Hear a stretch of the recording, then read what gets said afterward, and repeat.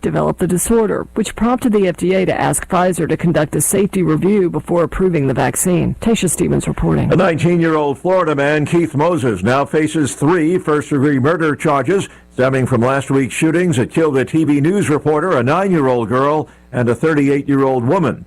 A newly released arrest warrant includes 2 new murder charges against Moses in the attack. It took place in an Orlando neighborhood last Wednesday. Again, on Wall Street, Dow futures are up 71 points. More on these stories at townhall.com.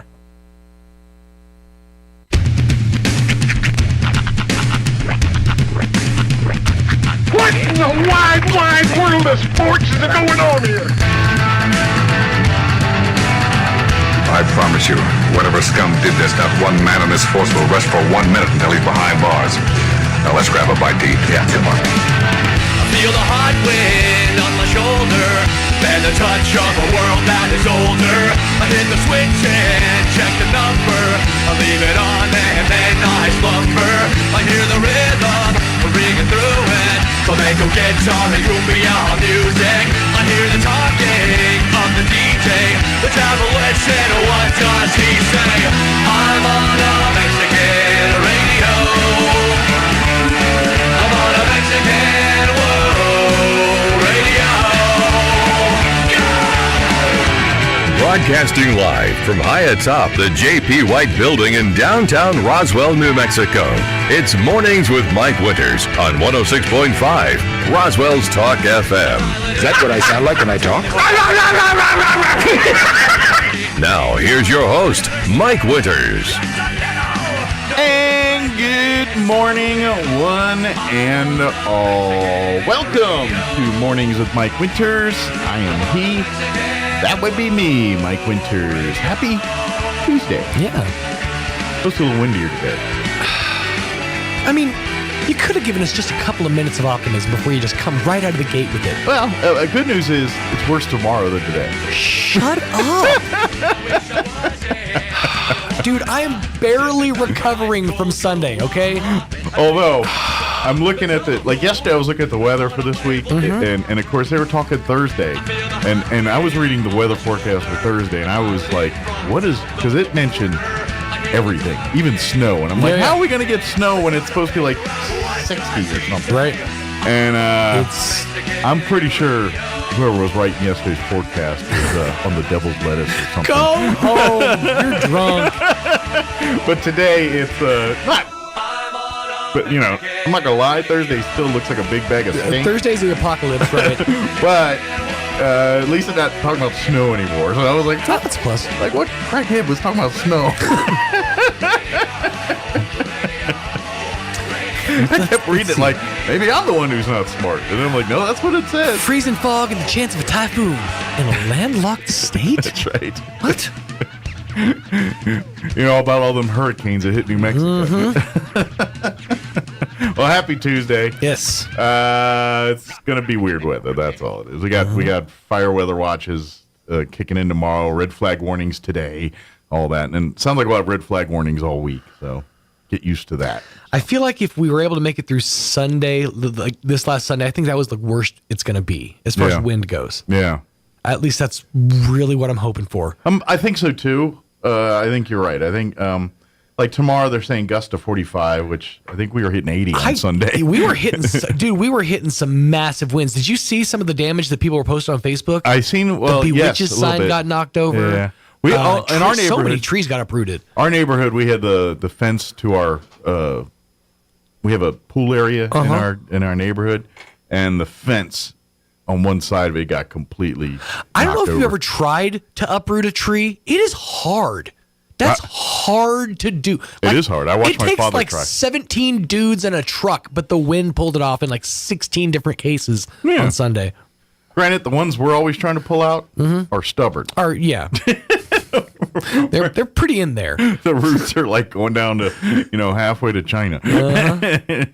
But those are different ones. So happy Tuesday. Hopefully we'll have less of that then. But yeah, I did see yesterday on the news that I think we hit 80 as far as gusts on Sunday. Man, really? 80? In Roswell, there was a report of 80 here. So. I don't know what I was thinking, but during the windstorm, I was just like, my house was shaking. I'm just like, we have to get out of here. I can't be here No, I know, if I my imagine. house tips over. So I instead decided to load my whole family, both my kids, into my even lighter weight car and go to the store to get some groceries and stuff.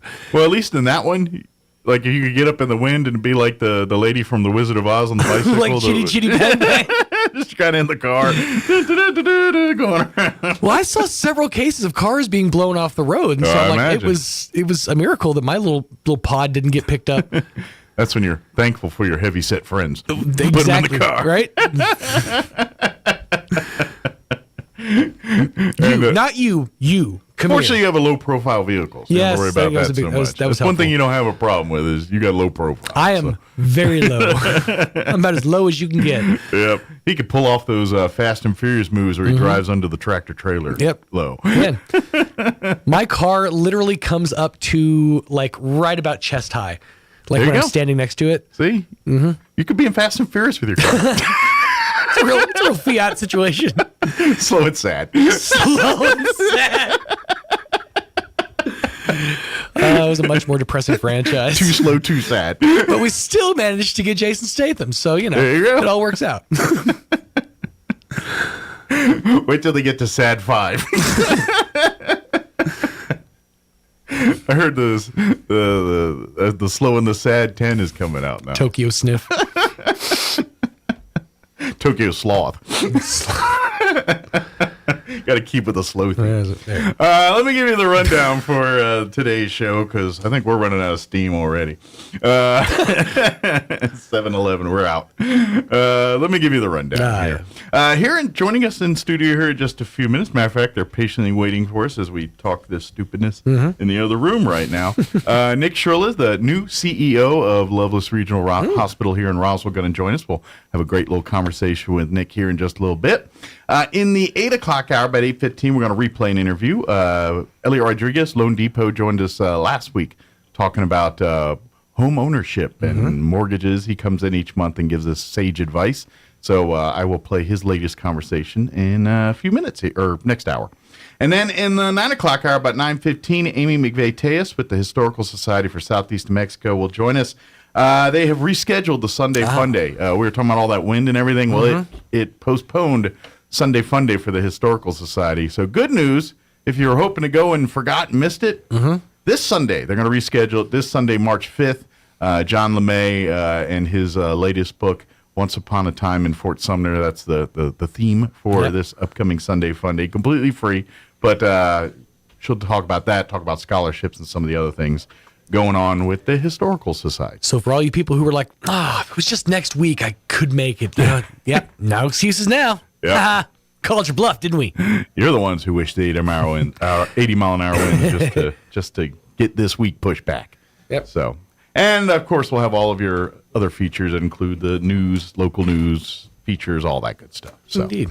It is 13 minutes after 7 o'clock. Let's go ahead and take a gander at your weather. I'm meteorologist Steve Hamilton with your Pecos Valley weather. We have upper-level high pressure covering the southwest, but also a low-pressure trough to our east, and that'll be bringing us up into the 70s today. But the wind will be gusting to about 30 miles an hour. Plenty of sunshine. Overnight, a few clouds, are low in the mid-30s to low 40s. Then tomorrow, getting very windy, sunny, low 70s, and gusts up to 50 miles an hour. I'm meteorologist Steve Hamilton, and that's your latest forecast. Thank you, Steve. Currently 36 degrees here in Roswell. Humidity is at 44%. Winds currently out of the north at 5 miles per hour. We do have a red flag warning that will take effect at 11 this morning, remain in effect through 6 p.m. this evening. Sunny today and warm, 74 the high. That's good news. Southwest winds this morning 5 to 10. Later this afternoon, picking up about 10 to 15, 15 to 20. Could see wind gusts as high as 30. Later this afternoon, so not too bad. For tonight, partly cloudy. Looking at an overnight low of 36. Winds will be out of the southwest, 15 to 20. They'll drop down 5 to 10 after midnight tonight. Wednesday, we're back with the areas of blowing dust for the afternoon. Mostly sunny. Still going to be in the 70s, 72 tomorrow. Winds will be a-blowing out of the southwest, 5 to 15 early, increasing 20 to 30, gusting as high as 45 miles per hour tomorrow afternoon.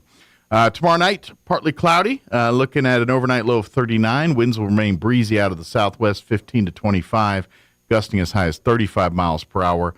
And then Thursday, there is a slight chance at some rain showers before noon. They're talking areas of blowing dust for the afternoon, which means probably not a whole lot of rain in the morning if there's going to be dust blowing around for the afternoon. Mostly sunny and a high of 53. Winds will be out of the southwest, 20 to 25, increasing 30 to 35, gusting as high as 45 by Thursday afternoon. Thursday night, areas of blowing dust before midnight, partly cloudy and windy with an overnight low of 28. Friday, sunny and 67. Saturday, sunny and 60, and mostly sunny and 72 on Sunday. And believe it or not, upper 70s. It'll feel like 80 Monday of next week. So here we go. All right, it is 7:15. We'll get you into your Roswell Livestock Report recap, quick commercial break. And then on the other side, we'll have Nick Schrilla, new CEO of Loveless Regional Hospital, join us. That's on the other side. Don't go away. You're listening to Mornings with Mike Winters.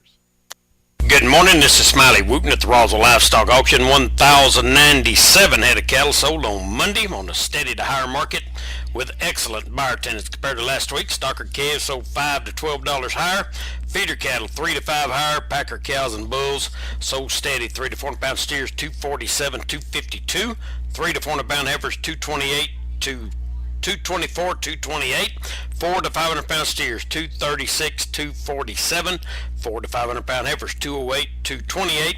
5 to 600 pound steers $205, $236. 5 to 600 pound heifers $185, $208. 6 to 700 pound steers $180, $205. 6 to 700 pound heifers $161, $185. 7 to 800 pound steers $156, $180. 7 to 800 pound heifers $152, $161. Packer cows $90 to $1. Canner and cutter cows $70 to $80. Packer bulls $1 to $110. Feeder bulls $75 to $85. Cow calf pairs no test this week. Top half the bred cows $1,100 to $1,300 per head. We appreciate the business, and we'll talk to you next Monday morning. This is Smiley Wooten, Roswell Livestock Auction. You've heard of a Four Seasons room, but have you heard of a Four Seasons window? Jennifer here from Trustmark Roofing and Windows. It might surprise you to learn many windows are built to handle only the cold or only the heat, but not both. In Southeast New Mexico, one or the other doesn't cut it.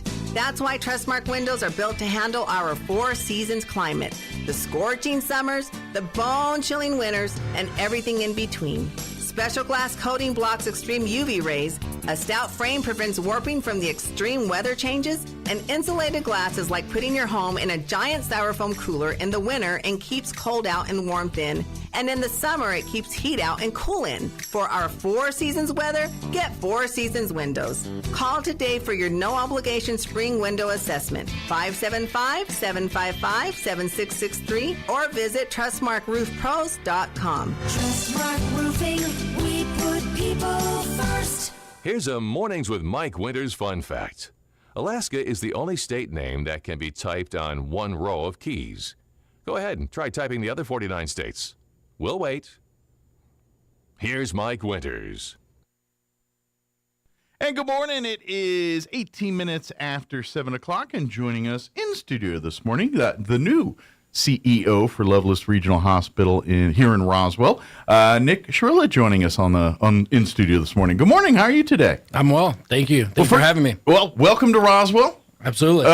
Is this your first time in this? I know you spent time in Albuquerque, correct, but down in this part of the state, is your first time here, or did you get some time the first stint in New Mexico? I made a day trip 3 or 4 years saw ago. Some aliens and saw some aliens, ate some lunch and went back up. Exactly. Yeah, because you came from Athens, Texas, prior to this. Do they have that mindset like they do here in New Mexico, where we'll drive 3 hours for lunch, or is that not a thing there? Not that I'm aware of. Okay, not my thing. That was something we learned when I moved to New Mexico. I was like, we're going to Albuquerque for lunch. I was like, That's 3 hours away. Yeah. Okay. All right, let's go. But of course, but you did spend some time with Loveless in Albuquerque prior to being in Athens there. So yes, that's where I started my healthcare career. Was there for about 3.5 years, and then made the transition to East Texas. Very good. So I'm curious because you were there with Loveless. So I imagine coming to here, it's kind of like putting on a comfortable coat a little bit, where you're very familiar with how Loveless runs things and kind of how their mindset and how things happen here.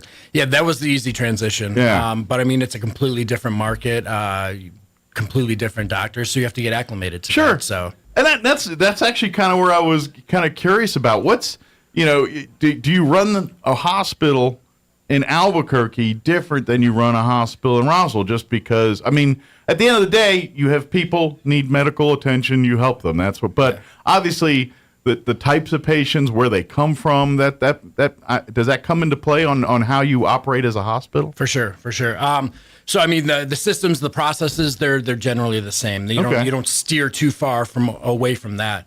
But when it comes to taking care of the community, you find out what the community needs, and you connect with the doctors and what they can do, and you try to fill those gaps if there are any gaps. Sure. And you try to take care of the patients in this community. Sure. Is it kind of, because obviously when you're in a larger city, more amenities, more doctors, more specialized medicine is able to be provided there, where you get into what still is considered rural medicine, even though we're a town of 50,000, and some would argue that, but in the big scope of things, that compared to a hospital in New York City, this is a rural hospital, which means you're not going to get the big special, you know what I mean? Like, yes, you're going to have your cardiologist and urologist, but if you need that unique specialist, the odds of them being in Roswell, New Mexico are slim to none. So is it a juggling act a little bit that way? It's like, we got to get the right mix of specialists so we meet everyone's needs, but at the same time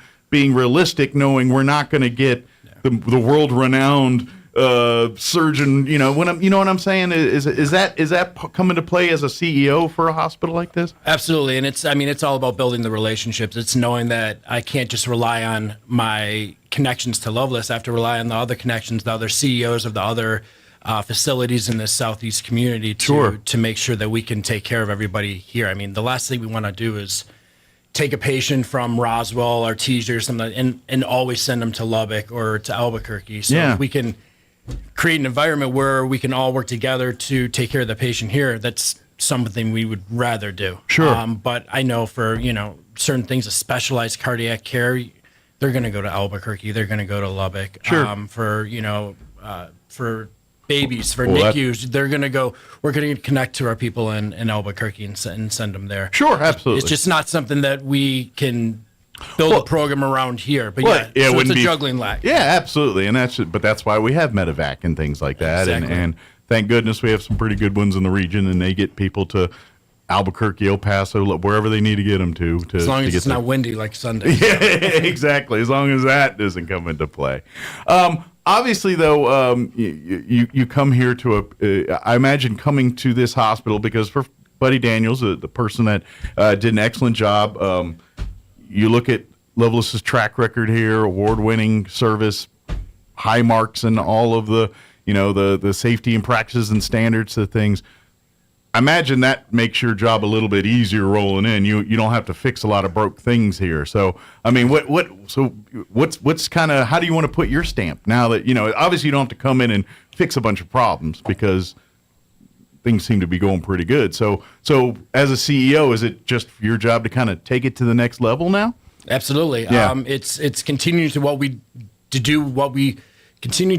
do really well, and then adding in some things that some programs that we want to have, specialized cardiac care, maybe chest pain accreditation, little things like that we can put a stamp on out here, and then continuing on what Buddy had already established. Sure. We don't want to, but then little things always pop up and things always change. New leadership comes in, and people might have different interactions with me, and you just got to work with those individuals and continue to go forward. Sure. Let me ask: were you in Athens during the COVID deal, or were you still in Albuquerque? No, I was in Albuquerque originally, and then Athens, and yeah. Okay, so. I was just kind of curious, seeing,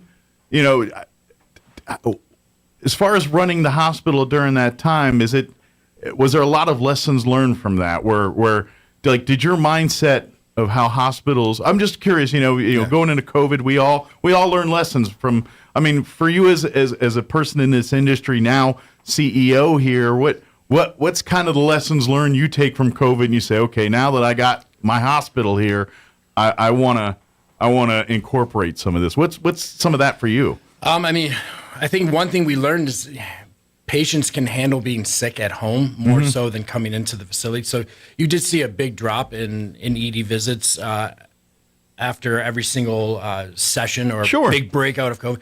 So it's adapting to that. How can we take care of patients in their home?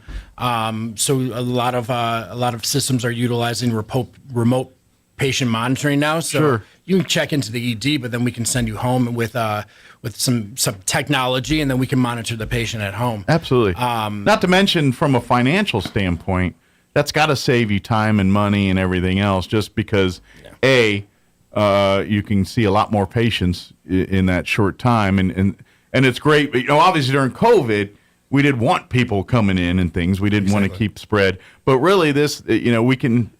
Imagine this gives you a whole triage tool for your medical staff. I mean, obviously, if there's people that need to be in a building to get, that's what's going to happen. But this allows sometimes, and even post-COVID, where you can say, hey, we can knock this out on a quick face-to-face FaceTime call or whatever, as opposed to you sitting in a doctor's office, waiting for 15, 20, 30 minutes, whatever, to get to the doctor, get in there, the whole rigmarole. So I would imagine, even from a financial standpoint, not only does it make you better at customer service, but also doesn't hurt you guys' bottom line a little bit. Makes it a little easier for you to swallow. Telemedicine was huge. I mean, I remember, when I was back in Albuquerque doing just a basic primary care visit with my doctor over my phone, little things like that. And Albuquerque is piloting a program where we have nurses taking care of ED patients through a screen now. So it helps alleviate some of the shortages that we have with nurses. So, we've had to adapt, we've had to pivot, and COVID's taught us a lot, and we're still learning. Yeah, absolutely. So I'm kind of curious, what do you see as a CEO, some of the future technology that could come from this? Things that maybe are a little behind on the evolutionary process now, but say 5-10 years, it might be a mainstay in a hospital of this size. And I'll go back to the remote patient monitoring. I think that's here to stay. I think it's taking care of our patients where they want to be taken care of. Gotcha. Not every visit needs to end up in the hospital, and it's making sure we can monitor them and making sure that they're taken care of in their homes. Good deal. I think that's the biggest one that's really coming out of this, and really trying to mitigate the staffing shortages. Sure. Whatever technology can come out of that is going to help us going forward. Does that give you a tool that you get to use because being part of Loveless, the good news is there's a network of Loveless. There's Loveless in Albuquerque. That means they've got Loveless staff in multiple areas and things like that. Does that allow you to pull some of that where you're okay, maybe we don't have the specialist here in Roswell, but Albuquerque's got the specialist. We can put is that a tool that you guys are using or something to use in the future here? Not currently. Okay. I could definitely see it happening in the next 2 to 5 years. Sure. But not currently. Okay. I just didn't know if that was because I would think that would be kind of an advantage of being Loveless. Like, hey, we got a network of hospitals. Why not let our network help everybody in the network, so to speak? So I would imagine at some point that'll, of course, I know how doctor schedules are and things, and it's like, unless you split them in half, you're going to need to do a multiplicity thing where you can make 3 of them. But until that happens, then that might be a little tricky. So talk a little bit about what you come into here. Tell folks about, because this is the thing people may not realize. There's a lot of services that Loveless provide right here in town. You don't have to go to Albuquerque. You don't have to go to Lubbock. You could do it right here in your own backyard. And I know with Matt, I'll joke about this. You can even come for lunch and eat at the hospital, because I always talk about the burritos every time. And so he's waiting for it. So he can come and have a burrito. But yeah, talk a little bit about some of the different, like SCORE Orthopedics and some of these specialty clinics that are available right here in town? Yeah. So I mean, we have a great general surgeon, Dr. Paul Torres. He's a general surgeon. He can help with your hernia. He can take a lot of your GI, take care of a lot of your GI issues. I think there's a lot of people in town that know him and are pretty happy he's in town. Absolutely. So he's sticking with us. We have SCORE Orthopedics, Dr. Latimer, who's been in the community for another staple. Yeah, staple in the community. Does a lot of great work with sports medicine. Dr. Frank Bryant, a great orthopod. So a lot of good surgeons in the community, as well as our cardiac care. We just in the last 6 to 10 months, we brought on Dr. Amanda Ryan from Carlsbad, and we have 24/7 cardiac care at our facility. So we're doing a lot of great things, and it's building upon those good things and seeing what else we can do for the community. Absolutely, too. Of course, and this is something, and I'm kind of curious too, because Roswell has a unique situation. We have 2 hospitals, so obviously, yes, they're in, their 2 hospitals are in competition, but at the same time, there's a lot of partnering, a lot of going on, because obviously, because of the work you do, if you have patients that they've got, and that's something that happens between hospitals all the time. That's a normal thing. Is that a unique thing to Roswell, or is that something just because any city that has multiple hospitals town this size, we're like, well, we got 2 hospitals. We're pretty fancy, Albuquerque got, hold my beer. Here's a bunch more. But is that normal operating procedure in cities that have, or is that, I'm just kind of curious because, all we got's the 2 and is it unique, or is that just common practice? It's common. It's learning to work together and how you can, and what aspects you can work together. Sure. You don't have to compete on everything. Sure. There's a lot. They have trauma at Eastern. That's not something that we have. So it's if we have a patient that comes in that needs a higher level of care, we're going to send them there first and foremost if we can, versus sending them all the way to Albuquerque or Lubbock. We want to serve the people of our community. So Sure. Well, it's the best of both worlds. In an emergency and urgent care situations, we got all resources, even other hospitals at your disposal. Obviously, when it comes, and on the flip side, it's like when it comes to elective or procedures that aren't necessarily emergency or urgent, you got a choice now, and you've got a choice to say, who I want treat me for that and all that. So it's kind of nice. At the end of the day, we the citizen benefit the most out of it here. But absolutely, but it is nice to know that we do have 2 hospitals here, and between the 2 of you, we've got some of the best healthcare, especially in a community this size, that anybody could ever imagine. You know what I mean? That's something that I don't think people around here quite get, or maybe they do. I don't know. That it's kind of weird, a community this size to have this much. Like normally, a community this size, we're going to Albuquerque, we're going to we're going someplace to get healthcare needs taken care of. Where Roswell, over the last, since Loveless is established and set roots up here in town, we've gone from that we go to places to now we're the hub.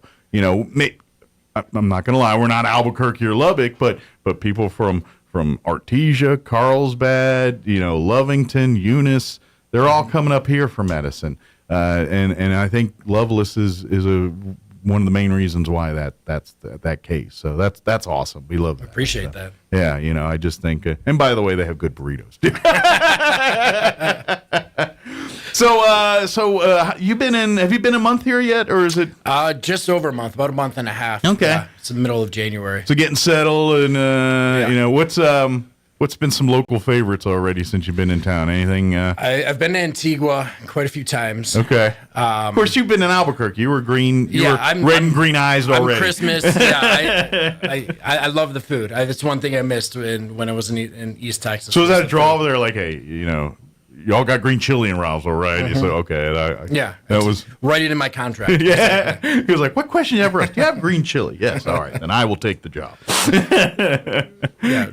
But other than that, I haven't done much. I'm kind of a homebody, and I'll stay home and cook during the week. But, gotcha. Try to get out at least. Well, is family in town yet? Are they still getting settled or getting everything moved out of town? No, they're still in East Texas. So you're kind of a little bachelor in it right now. Exactly. And exactly. I gotcha. So, do doctors invite you over for dinner and all that? Time to time, yes. Yeah, I didn't know how that works. Meeting individuals, other members of the community. Poor Nick, everyone's out of town. He needs a meal. Let's invite Nick over. I get it. That's good because now you find out what doctors can cook and which ones can. You're like, don't go to his house for a holiday party.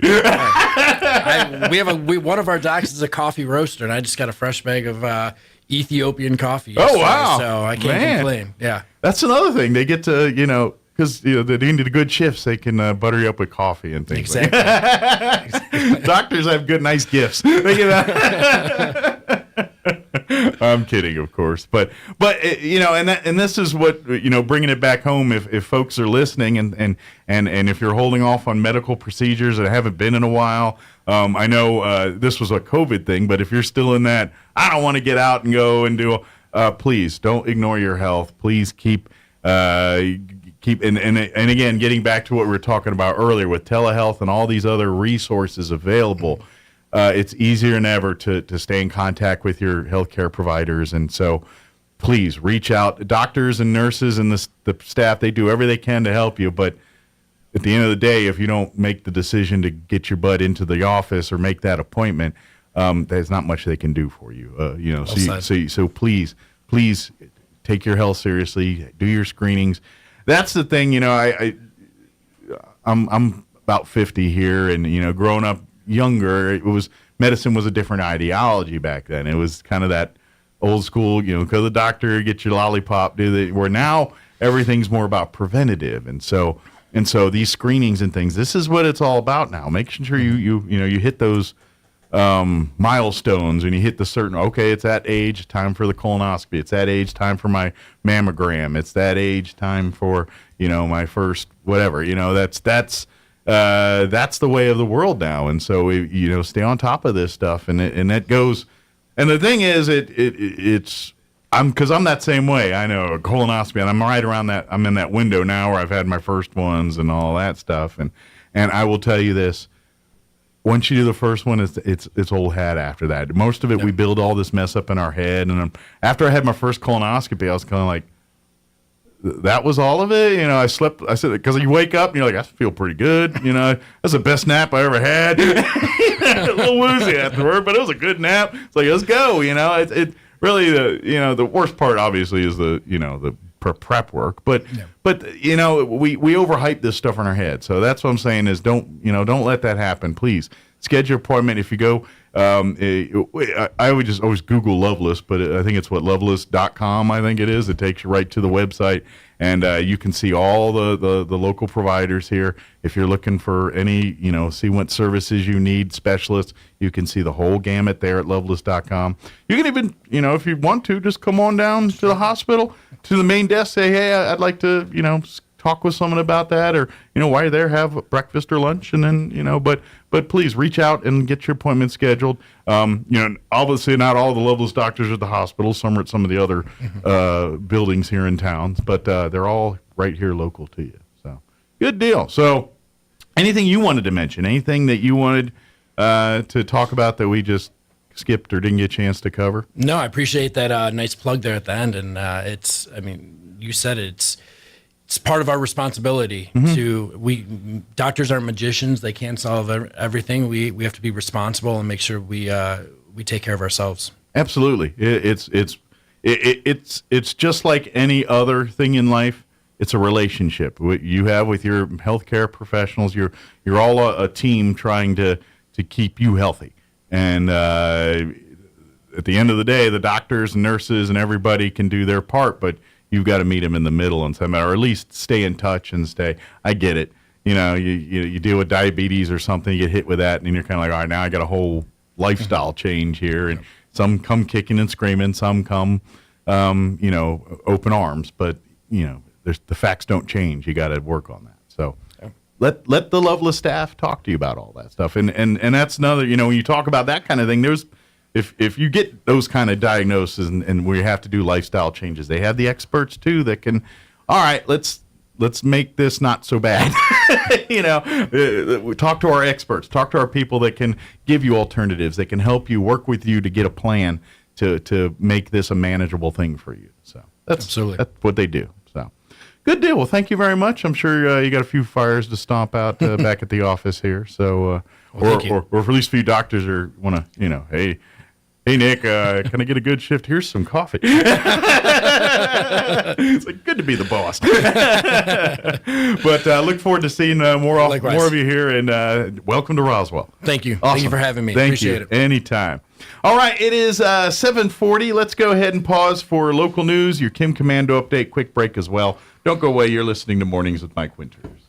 Now your Pecos Valley News Update. I'm Jared Cirillo. A jury will consider this week whether the support group Cowboys for Trump and co-founder Coy Griffin violated state election laws by failing to register as a political organization without filing related public financial documents. A 2-day trial was scheduled to begin today at State District Court in Alamogordo. Separately, Griffin last year was removed from office as an Otero County Commissioner and barred from elected office for his role in the U.S. Capitol riot in January 2021. A Carlsbad man accused of intentionally setting a house fire. The fire broke out at the home he was staying at after he had been told to leave. Court records show 23-year-old Cisco Campos was told to move out due to his drug use. The homeowner reported to police that Campos had stolen TVs. The homeowner was taking a shower when the fire broke out. Campos denies starting the fire, but investigators reported finding pour patterns from an accelerant and a 5-gallon gas can dumped in a hallway. Campos is charged with arson and assault with intent to kill. You're up to date. I'm Jared Cirillo reporting. Car manufacturers are investing billions in the production of electric vehicles, and states, especially California, are working under an insane deadline to halt the sale of gasoline-powered cars within 12 short years. But for many consumers, the attraction of electric cars is wearing off. I'm Kim Commando, brought to you by T-Mobile. Their advanced network now goes farther than ever before. Visit T-Mobile.com/55 today. California's mandates to ban the sale of gasoline vehicles is on a collision course with itself. In the summer, California can't generate enough power to keep the lights on. As the lure of EVs wears off, customers are sounding off. Their message is clear. Unless you're at home, finding a reliable charging station can be a complete nightmare. When you do find an open recharging spot, it's both expensive and slow, and you can spend 15 to 20 minutes for just a partial recharge. Unless you want to only scoot around town, think twice before buying an electric vehicle. Hey, sound like a tech pro even if you're not one. Get my longer daily podcast. It's called Kim Commando Today. Innovative businesses see every day as an opportunity to create something new. Dell Technologies advisors are here with tools and expertise to help you do incredible things. Because Dell Technologies believes there's an innovator in all of us. Learn more about smart PCs powered by the Intel vPro platform that's built for business. Find tech that's right for you by calling a Dell Technologies advisor today at 877-ASK-DELL. That's 877-ASK-DELL. Tim, we need to talk. I just can't get over that rate increase from Verizon and AT&T last year. We'll switch to T-Mobile and get their price lock guarantee. They won't raise our rates for talk, text, and data ever. Oh, we're switching today. Switch to T-Mobile and get 4 lines for $25 a line with our price lock guarantee. We won't raise the price of your rate plan for talk, text, and data ever. 4 lines for $25 per line with autopay, plus taxes and fees. $5 more per month without autopay. Price lock for qualifying services excludes taxes, fees, select promos, and third-party services. See T-Mobile.com for details. I'm meteorologist Steve Hamilton with your Pecos Valley weather. We have upper-level high pressure covering the southwest, but also a low-pressure trough to our east, and that'll be bringing us up into the 70s today. But the wind will be gusting to about 30 miles an hour. Plenty of sunshine. Overnight, a few clouds, are low in the mid-30s to low 40s. Then tomorrow, getting very windy, sunny, low 70s, and gusts up to 50 miles an hour. I'm meteorologist Steve Hamilton, and that's your latest forecast. It's time for the Chavez County Sports Report. Well, we've been talking basketball for a long time now. Hey, it's time to move on to some other sports. I do believe the time is now. How about softball? The Roswell Coyotes will be opening their season against Piedra Vista this Thursday at home. Starts at 5:30. Remember, the Coyotes last year had a pretty good season, 17-12 overall, 6-6 in district, but they won a playoff game against Rio Rancho by a score of 8-5, and then lost at the state tournament tournament a couple times. It's double elimination tournament to La Cueva. And ironically, Roswell fell to Piedra Vista in their last game of the season. 2-0 was the final, so they're anxious to get back out there. And the Goddard Lady Rockets will open their season on Friday at Hobbs. That starts at 4 o'clock. That's part of the Hobbs tournament. Remember, Goddard last year was only 8-19. The Sports Report brought to you by DSI. Call DSI for all your office technology needs. I'm Eric Butler at Roswell's Talk FM 106.5. With the Wall Street Business Report, I'm Bill Alexander. A majority of the nation's business economists expect the U.S. recession to begin later this year than they had previously forecast, after a series of reports have pointed to a surprisingly resilient economy despite steadily higher interest rates. 58% of 48 economists who responded to a survey by the National Association for Business Economics envision a recession sometime this year. New orders for key U.S. manufactured capital goods increased by the most in 5 months in January, while shipments of those so-called core goods rebounded, suggesting that business spending on equipment picked up at the start of the first quarter. Carmaker Stellantis said on Monday it had invested $155 million to buy a minority stake in a copper mine in Argentina as part of its global push to secure raw materials for electric vehicle batteries. For the Wall Street Business Report, I'm Bill Alexander in Washington. The Calico Cow has moved to a new home. Visit the Calico Cow at their new home, 200 East College, behind Farley's in Roswell. Lots of exciting changes at the new Calico Cow. New LED lighting, an amazing large classroom, plus more space, which means lots of new items and an even bigger selection of fabrics. Come see it for yourself. Want to know how? Come see the cow. The Calico Cow's new home at 200 East College in Roswell. Artesia Car Enthusiast, Artesia Chamber of Commerce, and Artesia Main Street bring you the 24th Annual Main Event Car Show and Cruise 2023. Last year's record number of cars of all ages and sizes is sure to be beaten as we have expanded areas for vehicle display, added more food vendors, tractor row, and even a bike boulevard all downtown. We kick things off Friday, March 31st at 6 p.m. for the Main Street Cruise from Bulldog Bowl to 2nd Street and back. Join us Saturday, April 1st from 9 a.m. to 3 p.m. as Artesia transforms into one of the hottest spots for car enthusiasts, residents, and visitors. Please come together to enjoy a weekend filled with music, cruising, friendly competition, and lots of fun for the whole family. Spectators are always free. For more information or to register your car, go to artesiachamber.com or stop by the office at 107 North 1st Street in Artesia. The Main Event Car Show and Cruise, Friday, March 31st and Saturday, April 1st in downtown Artesia, at paid for by Artesia Lodgers Tax. If your tires are flat, need your car fixed, our reviews are better than mixed at Big O. At Big O Tires. We do the job fast and with a smile. Whatever the problem, we go the extra mile at Big O. At Big O Tires. Trusted service, no need to lie. Hop online, our reviews are high at Big O. At Big O Tires.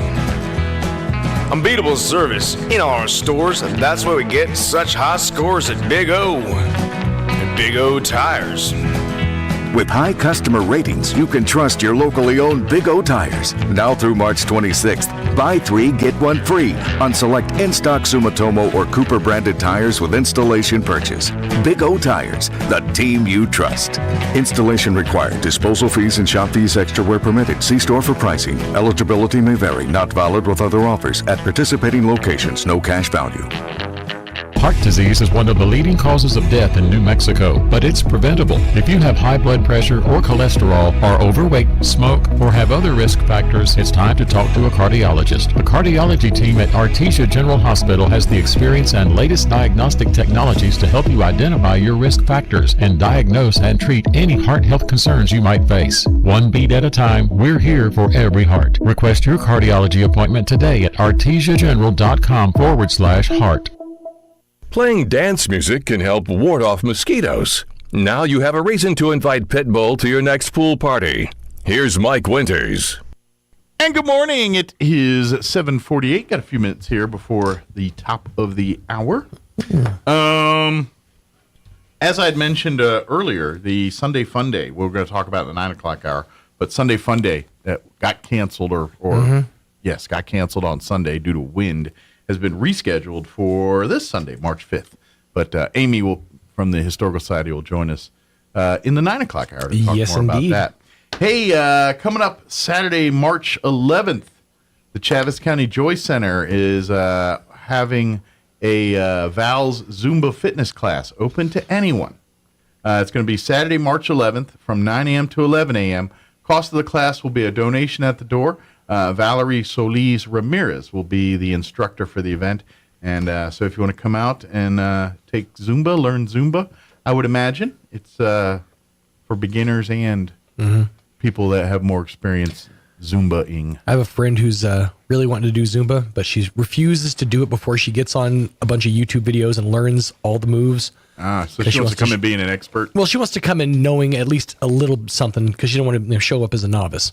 Oh, so that's okay. You learn. That's how you learn. Well, yeah, but pop a couple YouTube videos on, get a couple of steps in. Yeah, just at least be aware of what Zumba looks like. Yeah, might be a good idea. Because I think I don't.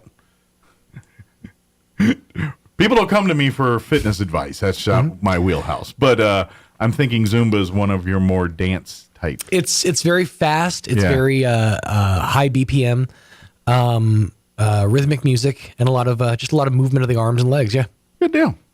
So it's busy. Yeah. So anyway, March 11th at the Joy Center, 1822 North Montana, 9 to 11. March 11th. If you have any questions, want more information, you can call 575-914-0285. Again, that's 575-914-0285. So there you go. Yeah. So there's a subreddit called AITA. It's Am I the hole? Okay. Basically, am I the jerk in this situation? Gotcha. Okay. There's not one that's am I the weirdo, but you pointed something out just a few minutes ago off air that made me think, wait, am I the weird one here? Because I know I'm not the only one that does this. Okay. I'm sitting here across from Mike. We're off air, and I I had this thing of lime salt or lemon lime salt, so the twangers. I'm just kind of randomly, just putting some in my hand, just popping some in the mouth. He goes, "What is that? Is that like a candy?" I'm like, "It's lime salt." He goes, "How often do you eat seasonings?" I'm like, I know this is a thing.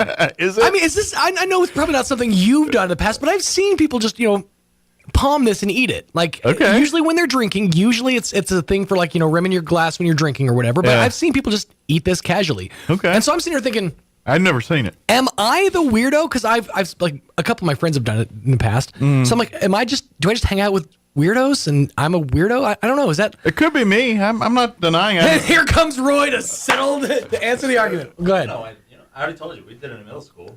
In middle school, okay. So that's it's a thing that children do. Is what you're saying. Yeah, they'll bring it to class and then share it. Yeah, when I was a youngster, that's what we used to do in school and stuff. Well, in all fairness, as a kid, I was never the pixie stick kid. I mean, I've had them eat them, but I'm like, I want candy and something I can chew. I don't want cocaine powder as my candy of choice. No, I'm not huge on like pixie sticks or Fun Dips or whatever. But I just think people that like that would probably be into what you're doing. And I was never one of those.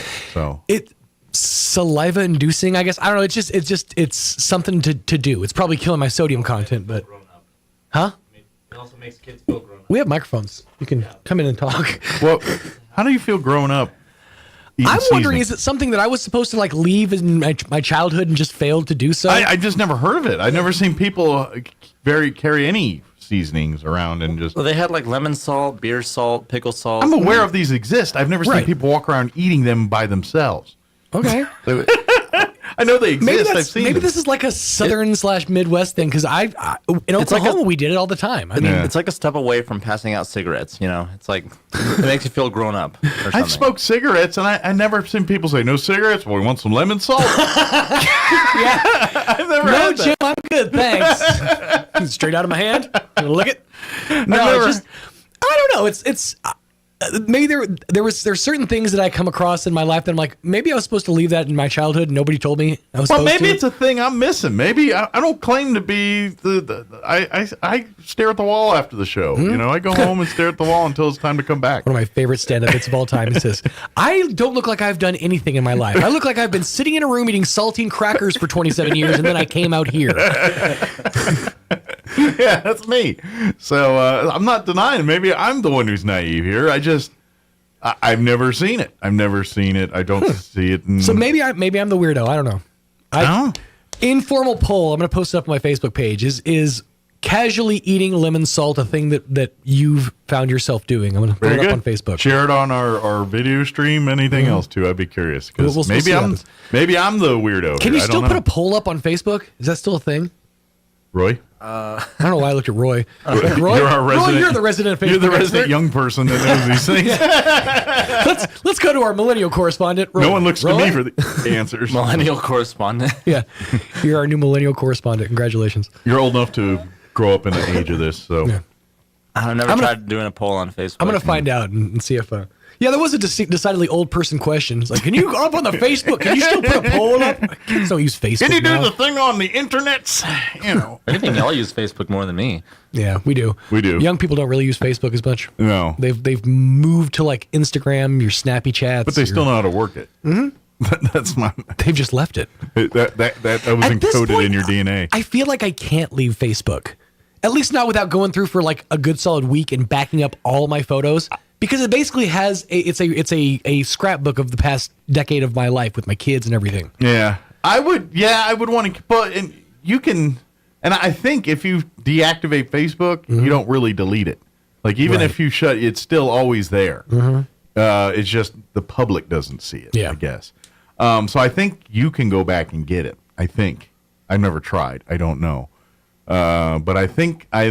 You don't truly ever get rid of your Facebook. That's why they say, like, if you commit murder and stuff, you erase your Facebook. Oh yeah, there's always a footprint. But I think it never. You can't truly get rid of it. It just. Here's the thing: people say that, but I also am kind of a student of the lost media of the past 20 years, and there's a lot of it, of just like stuff that has just gone away. Like it existed, it was totally a thing, but it wasn't important enough or wasn't significant enough. Well, I think a lot of it just didn't get put on digital. Right.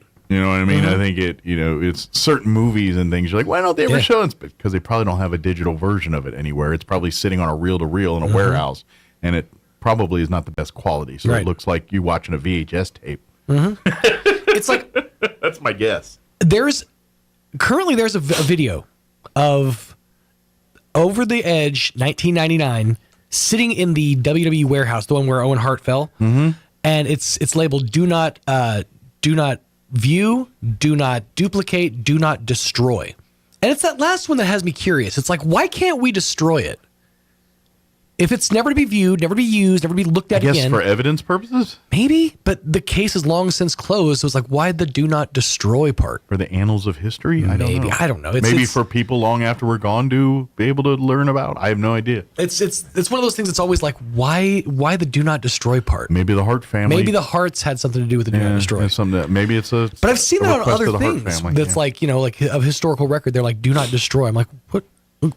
Wouldn't you want to get rid of it? I mean, if case is closed. If it's evidence, it's kind of like the JFK stuff, Yeah, you don't need, but we still want to look at that, don't we? Every now and again, you might want to pop it up, just see if you actually went back and to the left. Well, it's just kind of like that thing messed up again. Yeah, it's doing that. It's kind of like the bunch of documents and stuff that were released last year or whatever, and now which basically turned it into documentaries and things. And matter of fact, I think Hulu's got one that's pretty good. Oh, really? They got a one that it's you got to be into this stuff, because if you're not, it's slow. But it's basically these two investigative guys that kind of follow like Oswald's time in Mexico. Oh, really? And it's really kind of interesting what they were able to replicate and kind of divulge just from the information that they pulled, and or Oswald and who he's meeting with in Mexico, where, and they're like checking out this bullfighting arena that they think This is before or after? This was before the assassination. Okay. This was the leading up to. Okay. This is when he was trying to defect to Russia. Gotcha. And all of that. Wow. Stuff. So yeah, it's pretty interesting. Yeah. So. There's been some stuff just in the released documents about the MK Ultra stuff that has resulted in some amazing documentaries. Yeah. That's an insane story. Speaking of documentaries, that murder trial. What's it? The one in Carolina. What's that? I can't remember the guy's name. Oh yeah, That's a Netflix thing already. Already? Really? They're updating it episodically. Like, I think as things unfold in court, they're adding episodes to it.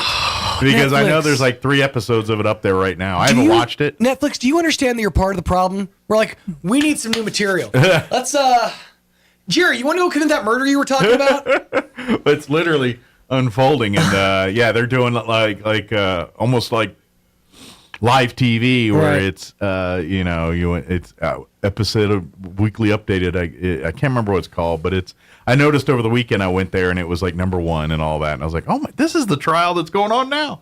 I thought it'd be a couple years after it was over before we'd see a whole thing on it, kind of like The Staircase, that kind of thing. Right. Yeah, give it some time to breathe, Netflix. But this one, as it's happening, they're creating it and building it and filming it and doing the whole thing. So. I haven't watched any of it, so I don't know the quality of it. But there's that, and then there's another thing that I want to watch on Netflix. I can't remember what it's called, but it's about following the PGA Tour, kind of like a reality thing where they follow them for a year, and you see all the antics. That looks kind of interesting, and I could care less about golf, but I love the behind-the-scenes of anything. Mm-hmm. So. any behind-the-scenes, yeah. I'm They were actually showing golf on CW, and it was actually kind of interesting. Oh, I don't get CW anymore. Because it was team golf. They were playing for teams. Oh, okay. Yeah, kind of like a scramble, like one of our tournaments. None of these are it, but I just typed in Netflix murder documentary current happening now, and it pulled up 3 different documentaries of that are on Netflix currently that all sound completely weird. Yeah, that's exactly. One called The Tender Swindler. Lovely. Yeah, enjoy that. Dive on in. All right, it's 8 o'clock. You're listening to 106.5 Roswell's Talk FM, KEND, Roswell, New Mexico. We'll be back on the other side. News this hour from townhall.com. I'm Rich Thomason. The Supreme Court this hour is taking up a challenge to President Biden's student loan debt forgiveness program. One of the groups filing suit against the administration's federal student debt cancellation plan is the Job Creators Network Foundation. President Elaine Parker says the real problem is out-of-control tuition. Biden's loan forgiveness program would only worsen this problem by failing to hold colleges accountable and giving them a blank check to continue price gouging. The White House plan to offer up to $20,000 in federal student loan debt relief has also faced legal challenges from 6 Republican-led states. The Biden plan is on hold until the High Court issues a ruling. From coast to coast, March getting ready to come in like a lion. Meteorologist David Roth of the National Weather Service Storm Prediction Center says in California, winter storms will continue moving through the state through Wednesday. The Sierra Nevada particularly is expected to get up to 2 to 4 more feet of snow. And even the coastal ranges, or what they call the transverse and the peninsular ranges in Southern California over the next 2 days, there could be spots that get over 2 feet. Roth says several inches more of snow are also expected for upstate New York, New Hampshire, Maine, and Vermont. And he says there's a slight risk of severe weather for parts of Arkansas, Mississippi, and northeast Texas for Wednesday into Thursday. I'm Donna Warder. They want to get to the bottom of the COVID-19 mystery. Republican Senators Josh Hawley and Mike Braun have reintroduced a bill that would force the Biden administration to declassify intelligence related to any potential links between the Wuhan lab in China and the origins of the COVID pandemic. Watching Wall Street, the Dow is down 115 points, while the NASDAQ is trading 34 points higher. More on these stories at townhall.com. Here's an important message from the Diabetes Solution Center. Do you like pricking your fingers to test your blood sugar levels? No one does, but it's important to maintain your health. And now, by wearing a small remote device called a continuous glucose monitor, or CGM, you don't need to prick your fingers anymore. It's easy to use and helps you make more accurate diabetes treatment decisions. If you are testing your blood sugar 3 or more times daily, injecting insulin, or using an insulin pump, call the Diabetes Solution Center right now. And if you have Medicare or most major insurance coverage, you may be able to get a new CGM at little to no out-of-pocket cost. Shipping is free and will even bill your insurance company for you. If you are testing your blood sugar 3 or more times daily, injecting insulin, or using an insulin pump, call the Diabetes Solution Center right now to learn how to end the painful finger sticks and get your own continuous glucose monitor, or CGM, at little to no out-of-pocket cost. The president of Belarus, a staunch Vladimir Putin ally, is paying a state visit to China. The BBC's Stephen McDonnell in the Chinese capital. This week's three-day visit to Beijing by the authoritarian leader of Belarus, Alexander Lukashenko, is putting even more pressure on China's claim to neutrality in the Ukraine war. The meetings with Russia's key military ally come just days after China's senior foreign policy official Wang Yi went to Moscow for the first anniversary of the invasion. Throughout the war, Xi Jinping hasn't spoken to Ukraine's President Volodymyr Zelensky, but as recently as last September, he met Alexander Lukashenko. The relationship between China and Belarus has been labelled here as all-weather and comprehensive, but it's not clear if any deals will be signed on this trip. Hong Kong is about to lift its mask mandate. That will happen tomorrow, ending the city's last major restriction imposed during the COVID pandemic. News and analysis at townhall.com. It didn't take them long to correct this rather embarrassing mistake. For the New York Department of Transportation, this was a big swing and a miss. A road sign on Jackie Robinson Parkway misspelled the name of Major League Baseball's first African-American player in the modern era. Instead of Jackie, Jackie, the spelling was Jakey, Jakie. A sign spotted in Queens featured a picture of Robinson over the words Jackie Robinson Parkway. The sign was quickly replaced with the correct spelling. The road formerly known as the Interborough Parkway was renamed in honor of Jackie Robinson in 1997. I'm Ed Donahue. The Biden administration is giving federal agencies 30 days to purge Chinese-owned TikTok from their devices and computer systems. There are some serious national security concerns surrounding the popular video app. More on these stories at townhall.com.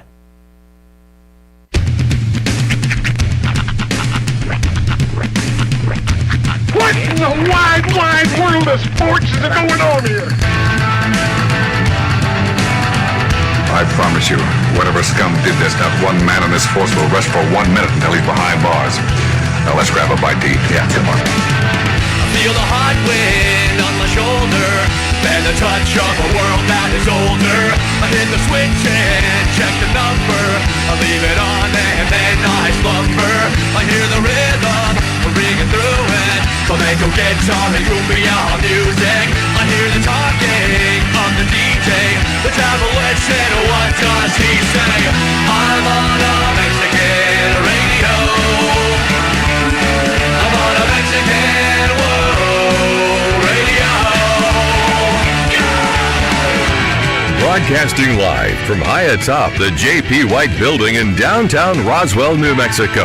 It's Mornings with Mike Winters on 106.5 Roswell's Talk FM. Is that what I sound like when I talk? Now, here's your host, Mike Winters.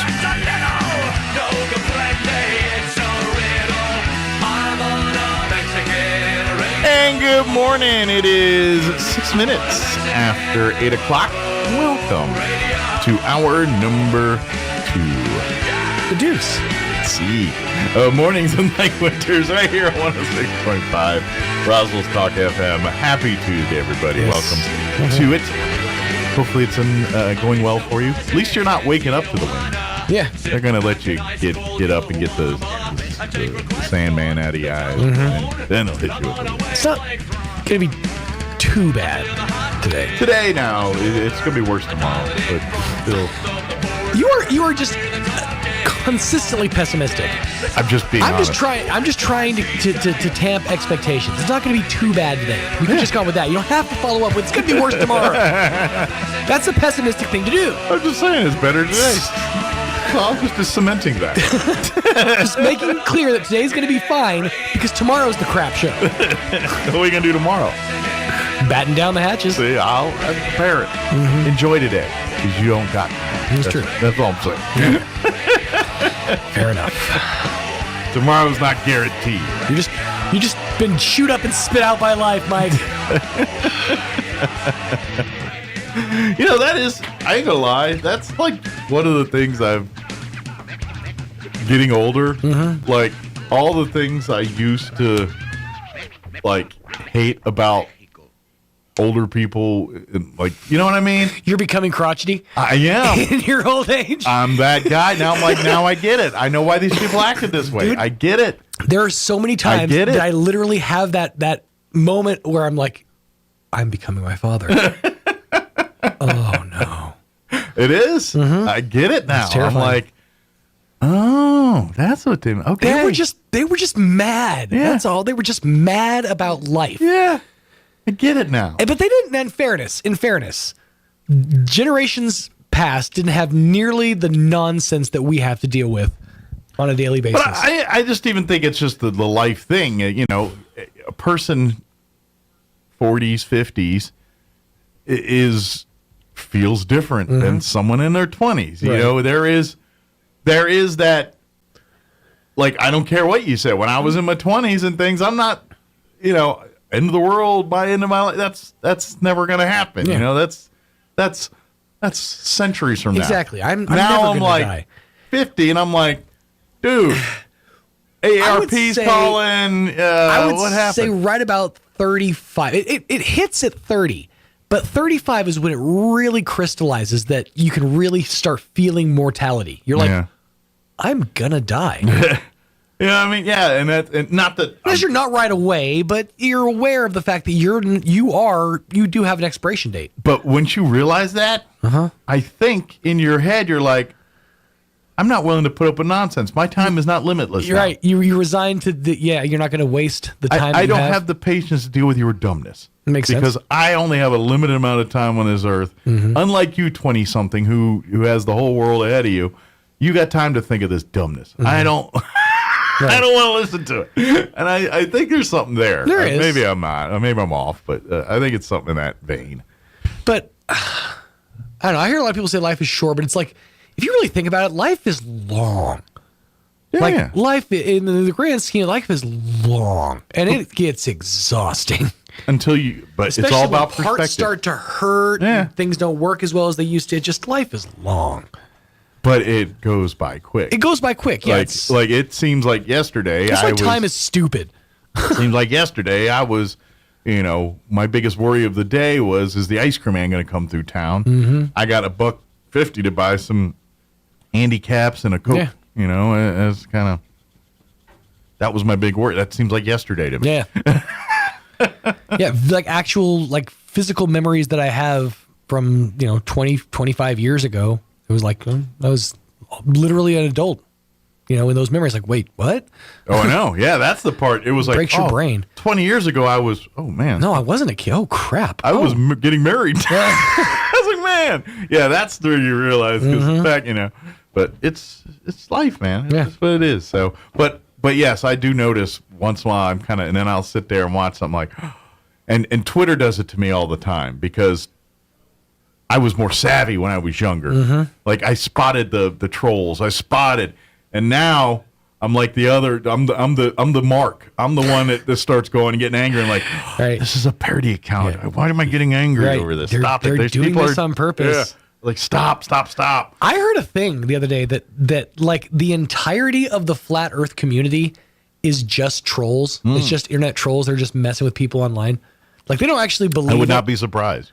That there may be like one or two of the net there's a bars few, and they're probably messing with them too. And they're really messing with those. And people, those people think all those people support them. Right. I could the overwhelming completely see majority of the flat Earth community are just trolls. I'm pretty sure 90% of Twitter is trolls, and 10% are legit. That's why I stay off Twitter. I get my Twitter the way a lot of old people get their TikTok, third hand through friends. It's like, I'm going to see your tweets, but I'm going to see them on like a news aggregator. You know.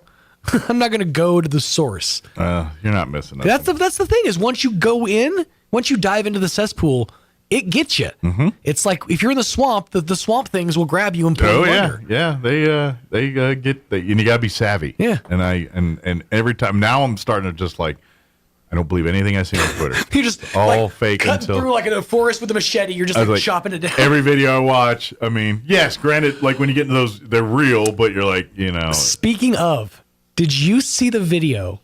I'd have to find it and maybe post it up. I don't know if I want to post it up on social, but there's a video. I think it's from the UK, or maybe not. I think it was in a Costco. I don't know. But it was There's a woman who keeps bumping this dude with her shopping cart. Okay. He eventually gets so frustrated that he walks over, picks up another shopping cart, and like hurls it at her head. It takes her completely out. She's knocked unconscious, like on the ground unconscious. But it's like TLC style. He like yeets it at her head, and she just goes down. Now, was she intentionally bumping him? From what I gathered from the video, she's like on her phone and was like too close and like So lying. she's not paying and attention. So she was like, her cart was just kept bumping the guy. So simple, like, dude, quit hitting me would have Right. been enough. It wasn't trying to mess with it. But yeah, it was. Unfortunately, I'm in such a bad rabbit hole on Twitter. That's like level 2. See, and that's the things I'm seeing now are so heinous. I'm like, oh my God, what is wrong with people? That's what I'm saying. That's Yeah. like just a taste of society. It's Yeah, like, what? that's in the lighter fare of this thing, and that's what's sad. Is that See? sounds horrific? And that's why I stay up here. That's why I stay up on the surface. I'll just get my. It's a cesspool. I'll tell Every you now that. and again, I walk to the edge of the swamp and see what's just hanging around the edge. Yeah, it's a cesspool. But anyway, let me give you the rundown for this hour. We probably need to get the interview going. On that note, life sucks. The internet's a cesspool. Let me give you the rundown. Well, I can literally go on Twitter right now, and if I go onto the For You side, the first 4 tweets are going to be people fighting or something. It's do that on purpose. I know. We're going to get you up to date with the weather here in just a few. Then we're going to replay our interview. Elliot Rodriguez with Loan Depot joined us for his monthly visit last week. Had a great conversation with him. We're going to play that for you here in just a few. Later on this hour, we'll get you up to date with the local news along with your Wall Street business update. Excuse me. And whatever else we can come up with for this hour of the show. Sorry. My body was like, you're going to yawn right now. I was like, no, you're not. Before we do any of that, though, let's go ahead and get you up to date on the weather. I'm meteorologist Steve Hamilton with your Pecos Valley weather. We have upper-level high pressure covering the southwest, but also a low-pressure trough to our east, and that'll be bringing us up into the 70s today. But the wind will be gusting to about 30 miles an hour. Plenty of sunshine. Overnight, a few clouds are low in the mid-30s to low 40s. Then tomorrow, getting very windy, sunny, low 70s, and gusts up to 50 miles an hour. I'm meteorologist Steve Hamilton, and that's your latest forecast. Thank you, Steve. Currently 43 degrees here in Roswell. Humidity at 37%. Winds currently out of the northeast at 3 miles per hour. Fire, we do have a red flag warning today. That's going to kick in at 11. That will remain in effect through 6 p.m. They've issued a fire weather watch for tomorrow as well, beginning at 10 a.m. through 7 p.m. Sunny for today with a high of 74. Winds will be breezy out of the southwest early 5 to 10, then increasing 15 to 20. Gusting as high as 30 miles per hour this afternoon. Partly cloudy tonight with an overnight low of 36 degrees. Winds will be out of the southwest, 15 to 20 miles per hour. They will drop down 5 to 10 after midnight tonight. Wednesday, not so nice. Areas of blowing dust for the afternoon. Mostly sunny and 72. That's the good news, but the rest not so much. Windy. Southwest winds 5 to 15, increasing 20 to 30, gusting as high as 45 miles per hour tomorrow afternoon. Wednesday night, partly cloudy, overnight low of 39. Winds will remain breezy out of the southwest, 15 to 25, gusting as high as 35 miles per hour. Thursday, we're looking at a 20% chance at some showers before noon, but probably not a whole lot of it because the areas of blowing dust for the afternoon. So I'm guessing that's not tamping that down much. Mostly sunny and a high of 53. Winds will be out of the southwest, 20 to 25. Early, picking up 30 to 35 for the afternoon, gusting as high as 45 miles per hour. Thursday night, we're looking at areas of blowing dust before midnight, partly cloudy and windy. Overnight low of 28. Sunny and 67 for Friday, and then for the weekend, we're looking at sunny and 60 on Saturday, mostly sunny, 72 on Sunday. All right, it is 17 minutes after 8 o'clock. We're going to take a 2-minute commercial break, and then we're going to play our interview with Elliot Rodriguez on the other side from Loan Depot. Don't go away. You're listening to Mornings with Mike Winters. Need new windows for your home? Beware of the sales gangster. Jennifer from Trustmark Roofing and Windows here. A sales gangster is a window salesperson with the mobster mentality. They intimidate, bully, and fast talk you into buying their less than quality windows during a 3-hour pitch. Think I'm kidding? Call a few window companies and see for yourself. Or you can skip the sales gangsters and call Trustmark. We have fair, no-nonsense pricing on our premium windows, and our appointments take only about 60 to 75 minutes. Just long enough to listen to what you need, show you your options, answer your questions, and give you a straightforward quote. Then it's up to you. We can take a no just as easy as a yes, but I'll guarantee you this: no sales gangsters. Sound fair? Call Trustmark Roofing and Windows for your no-obligation spring window assessment. 575-755-7663 or visit TrustmarkRoofPros.com. Trustmark Roofing, we put people first. Get ready for the most out-of-this-world weekend Roswell has ever seen. UFO Expo 2023, March 10th through the 12th at the Roswell Convention Center. 3 days packed with 40 different events, including 10 different film screens, producers, celebrity personalities, and renowned speakers, and all just a few blocks from the UFO Museum and Research Center. The 3-day pass includes VIP parties, mixer tents, speakers, live music, film festival, cosplay events, and more. Get tickets and more info at UFOXPO.com. UFO Expo 2023, March 10th through the 12th at the Roswell Convention Center. The presiding judge of the Roswell section of the Pecos River Stream Adjudication has issued an order allowing owners of a water right in the Roswell Artesian Basin to file their claim to an earlier priority date if the owner can show that their water right was related to a prior use of surface water. A copy of the order can be obtained from the district court or the office of the state engineer. If you believe that you have a claim, you are urged to contact your attorney for legal advice. If you receive a show of cause packet, you must respond within 60 days of the date of receipt. You may also contact the office of the state engineer for additional information. A Greek-Canadian man invented the Hawaiian pizza. His name was Tex Colorado, and he was from Detroit. Here's Mike Winters. So, you want to get rich quick scheme, figure out the way to get to Uranus, and then just collect the rain. And then you'll be all right. Good morning. It is 24 minutes after 9 o'clock. And joining us in studio this morning from Lone Depot, Elliot Rodriguez back with us. Good morning. Good morning, Roswell. How we doing today? Good. How are you doing? It looks interesting outside. I can't decide. Yeah, it's kind of nice out right now because the temps are nice. It's supposed to get windy again. But yeah, it's kind of the calm before the wind blast we're about to get. I know, we're being teased like a bunch of clouds. It's gonna rain and no water. Yeah, right, exactly. I think there's a 20% chance of seeing a few drops tonight. It was like 50% the other day, wasn't it? Oh, yeah, it drops. Like, come on. A cow farts, move it away. That's what happens. Is that what it is? That's my guess. I have no idea.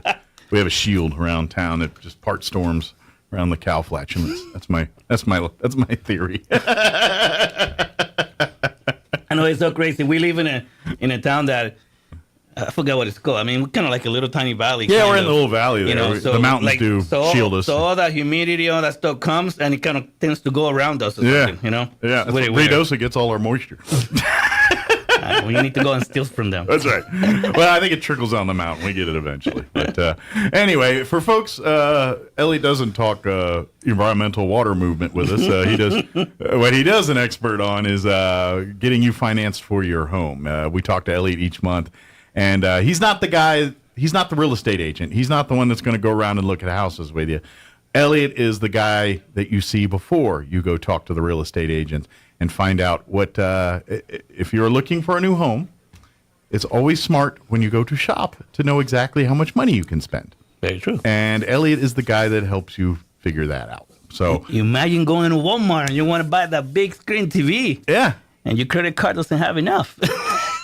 Same idea. But you want a $500,000 house, and that's where Elliot comes in and helps you out there. So now you can't do the $500,000. You have to do $400,950. Can't go that high. No. Right. Drop down $5,000.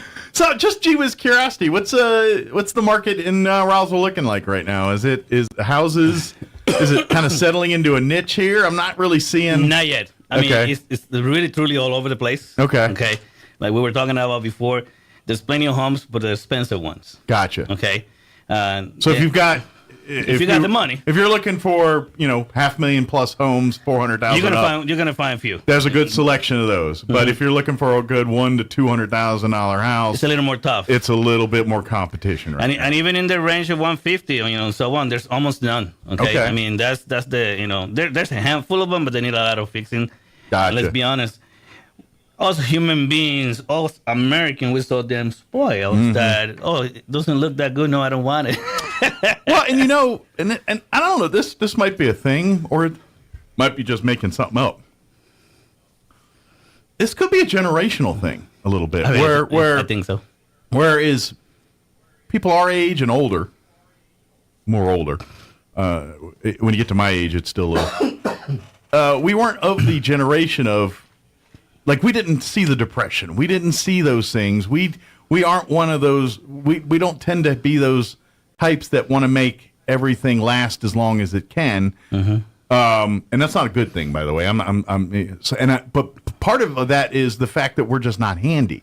Like generations before us. Oh, I will fix that car. I will change the oil. I will finish the basement. I will do that work. Now it's, a guy that can do that. You know what I mean? That's so true. And so I think that might even come into play when buying and selling your home. It's like, I can save a bunch of money buying this house, and then I can create the basement I want, or I can redo the bathroom the way I want. But nowadays, people are like, I don't know how to do that, and I don't want to, And let's face it, if you don't know how to select contractors and things, that can be an intimidating process too. And an ugly one at that. Exactly. It's you got to do your homework on those kind of things. Thank God I'm a little older. Sure. Okay. Ex-military, so I mean, they you're more, they teach us how to do a little everything here and there. Yeah. You know what I mean? Military's very good at teaching us dummies how to do complicated things. That's kind of what they're good at. I like that. No, it's true. I mean, they teach you how to do anything. Yeah. It's funny. That's one thing about the military. I don't care what branch it is. They can make the dumbest person on the planet learn something pretty complicated. They're very good at teaching that. I hear you. You know what I mean? And so, but you know what? As an adult, okay, I think in general we should know how to do a few things, especially in the house. I mean, come on, okay? It's basic life skills at this point that you should have. And guess what?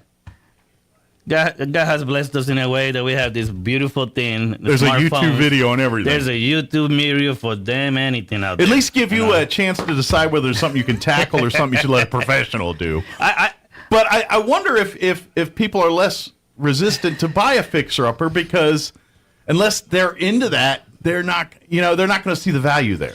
And that's true. That's another thing. All right. But if you're pretty handy, let's be honest, you can pretty much do anything with any home. Absolutely. Okay.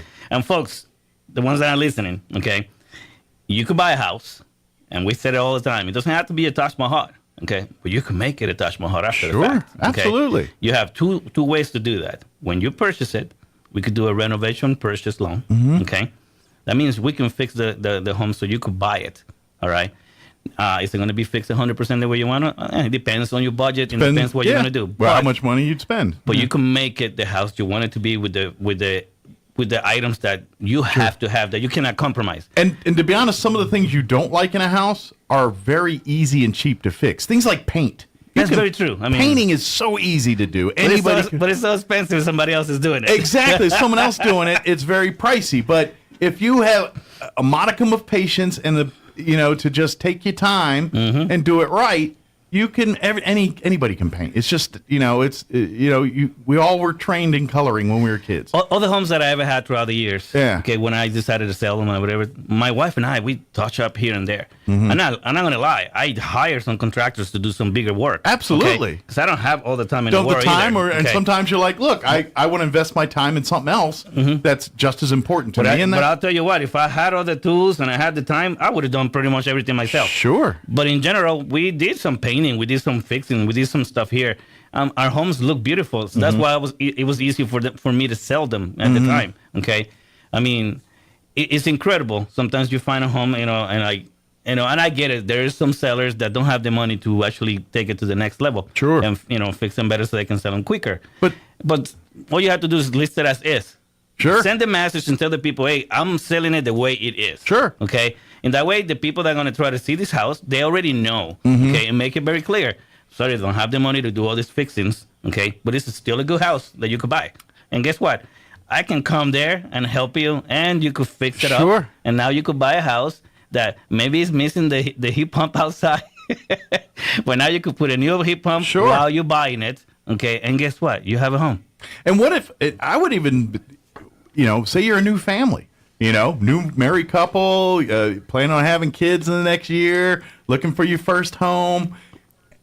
You're broke because that's what young couples are when they're first out, and everybody lately is a little broke, actually. But what I mean, when you're starting out, yeah, you don't have a lot. Yeah, you don't have a lot. Pop-Tarts is a dinner sometimes. It's just, you know what I mean. It's just that I get it. That's I haven't been in that house yet, but it happens. But when you're a young couple, you're kind of you're just in love, and you're but.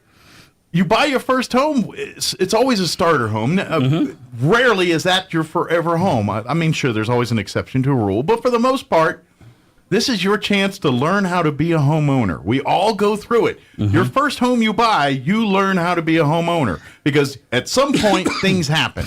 Water pipes burst. Hot water heater. That you were not expecting. Yes. Okay, and that's part of being a homeowner. So use this first house is learning how to be. And so if there's some things, hey, this thing needs a new sink. Maybe I can learn how to put a new sink in. And you watch a YouTube video, get your smart friend that actually does these things. We all have one. And I have to admit, let me tell you something. Yeah. Plumbing is my worst enemy. Okay. I can fix anything and I can do all the plumbing things. Yeah.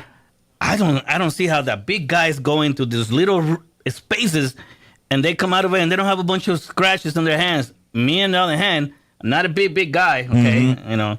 But I get in there and start messing around with, plumbing. I come out of there with scratches. I mean, bleeding and stuff. Yeah. So for licensing jobs, maybe get a person. Plumbing and electrical, you need to get somebody. You can do the basics, but when you get into more advanced stuff, you need to get somebody in there. Those are artisan. Those are highly technical jobs. But if you're like wanting to put down a wood floor, something that's follow the instructions. It's a kit. Put it together. A lot of times your laminate flooring or some of these are, it's just measuring and, correct. Putting a puzzle together. You'd be surprised. I mean, I had done some stuff that are like, I didn't even got taught this when I was in the military, and I actually got it done. Sure. And I check again next year, like, it's still working okay. Yeah. You push the envelope a little. It's like, you know what? Now I'm proficient with a hammer. I'm proficient with a saw, and that's the kind of stuff you can learn on this first house, okay? Hey, that's what we have Home Depot there, guys. And trust me, I grew up with my father, who was a guy that loved to remodel. He had none of these skills. He did some awful remodel jobs. That's true. But he learned, and you learn them, and then they got better.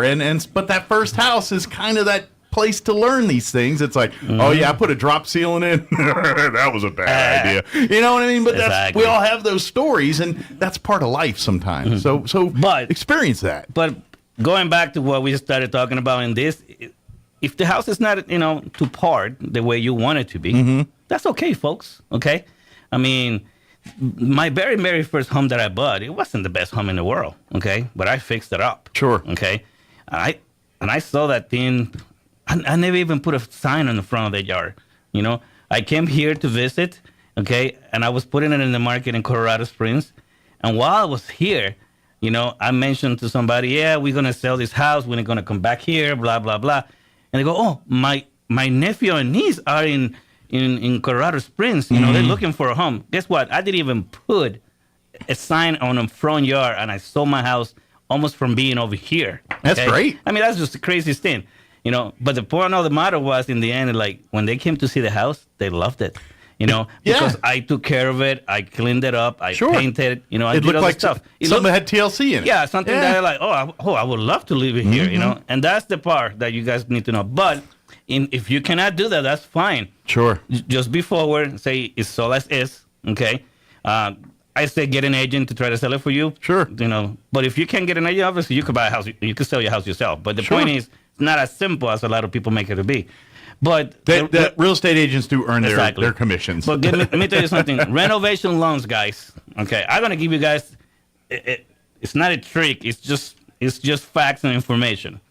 You could buy yourself a fourplex, live in one of them. Okay, automatically when you bought this place, one or two or three of the places are already rented.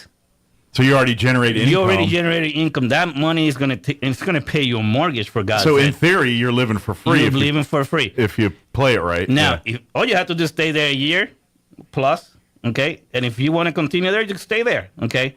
But guess what? Now you just have automatic rental income for yourself. What does that mean?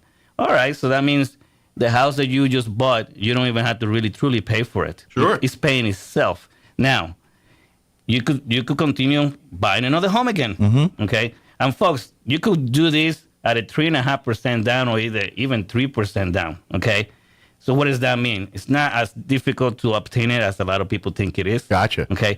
Now you got to work hard and be dedicated because Exactly. at the end of the day, you're a landlord. You're a landlord. Yeah. Now, and those people are going to want their stoves working and their lights working and their water working, and that's going to be your job to make sure that happens. Now, the reason why I brought that into the conversation is simple, because the renovation loans are there.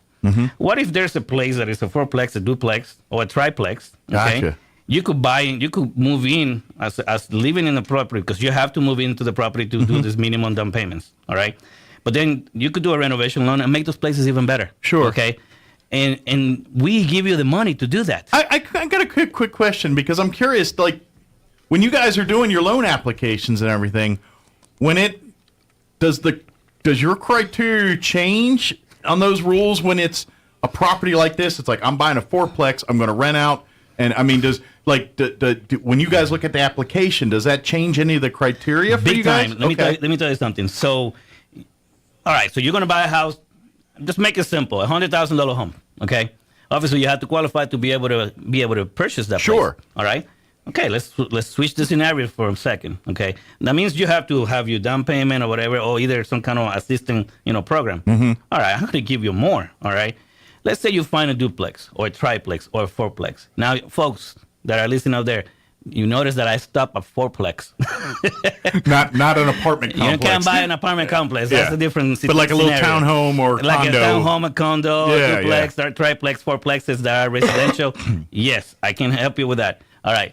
If you want commercial stuff, that's another different conversation. That's another ballgame. All right, so now... This is like craft beer making, but the craziest part is this. You could do this. You could go FHA and do one of those. Then next year, you could go conventional, minimum down, do the same identical thing.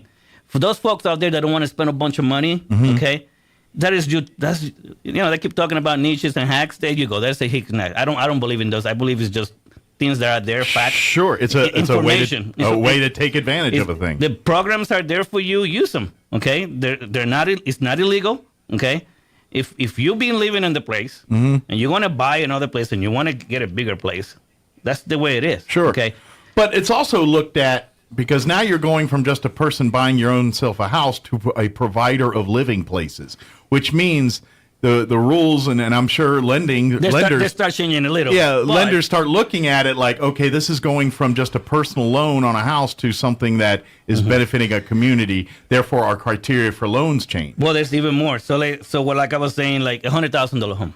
Okay, now you find a duplex or a triplex. So okay, now we're going farther, like 150, 200,000, 250. And a lot of people say like, oh, Elliot, what those houses are? Trust me, they are out there. Okay, you just have to look. All right. It's got to be a little vigilant. You have to be, diligent and go on there and make it happen for yourself. Sure. It's not going to happen for by yourself either. Okay. Now, we can even do a renovation loan for those places and make it even better. All right. If we have to go FHA or if we have to go conventional, it doesn't matter, guys. Okay. I'm going to give you the different choices and you decide. And I'll advise you. All right. But this is the fact: we give you the money to do the fixing. A lot of people are like, oh, I need to save 20% down. Sorry, 20% down to be able to do an investment. If you haven't bought a house, just buy yourself a house for yourself. Okay. Now, remember, if you're gonna do investments and stuff like that, and you're gonna buy a house and live there for 1 year or 2 years, whatever, and then invest it and rent it out and buy another house, obviously you have to be ready for that too. Sure. Okay. But the fact of the matter is, the tools are there. Okay. And a very minimum, you could buy a home and you could be an investor. Okay? Sure. A lot of people, you see stuff online, do this, do that. Guys, you could do it here. You could do it anywhere, okay? I've been doing it for 25 years for myself. And trust me, I bought houses that I live in it for a few, and then guess what? That became a rental afterwards. Well, and all of us would love to be in a scenario where we're creating generational wealth, where you're creating not only something for yourself, but a nest egg to leave for family members. And how do you think these families do generational wealth? It's stuff like this. This is how they start out. This is how, yes, some generations they got it because they're others. Exactly. But how do you think the original generation started out doing things like this, being the entrepreneur, being that hustler, so to speak, and working within the law, working within the rules, and next thing you know, they go from just being a single person, going from owning an empire of things because they invested in their own self smartly. And we have a lot of folks here in town.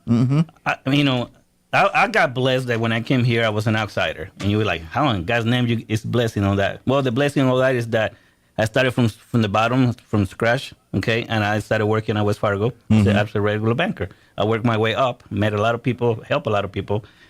Guys, there's a lot of people out there that have done this, even at a smaller version, and now they're bigger, okay? I mean, I'm so proud. I have some customers that come to me and after 2 or 3 years, and they have all these different houses and they do all these different things. I'm so proud that I was part of it. You were the one who kind of set the table for that. Everything going. I got a folk that she's in Carlsbad, I think, believe now right now, and she just became a real estate agent.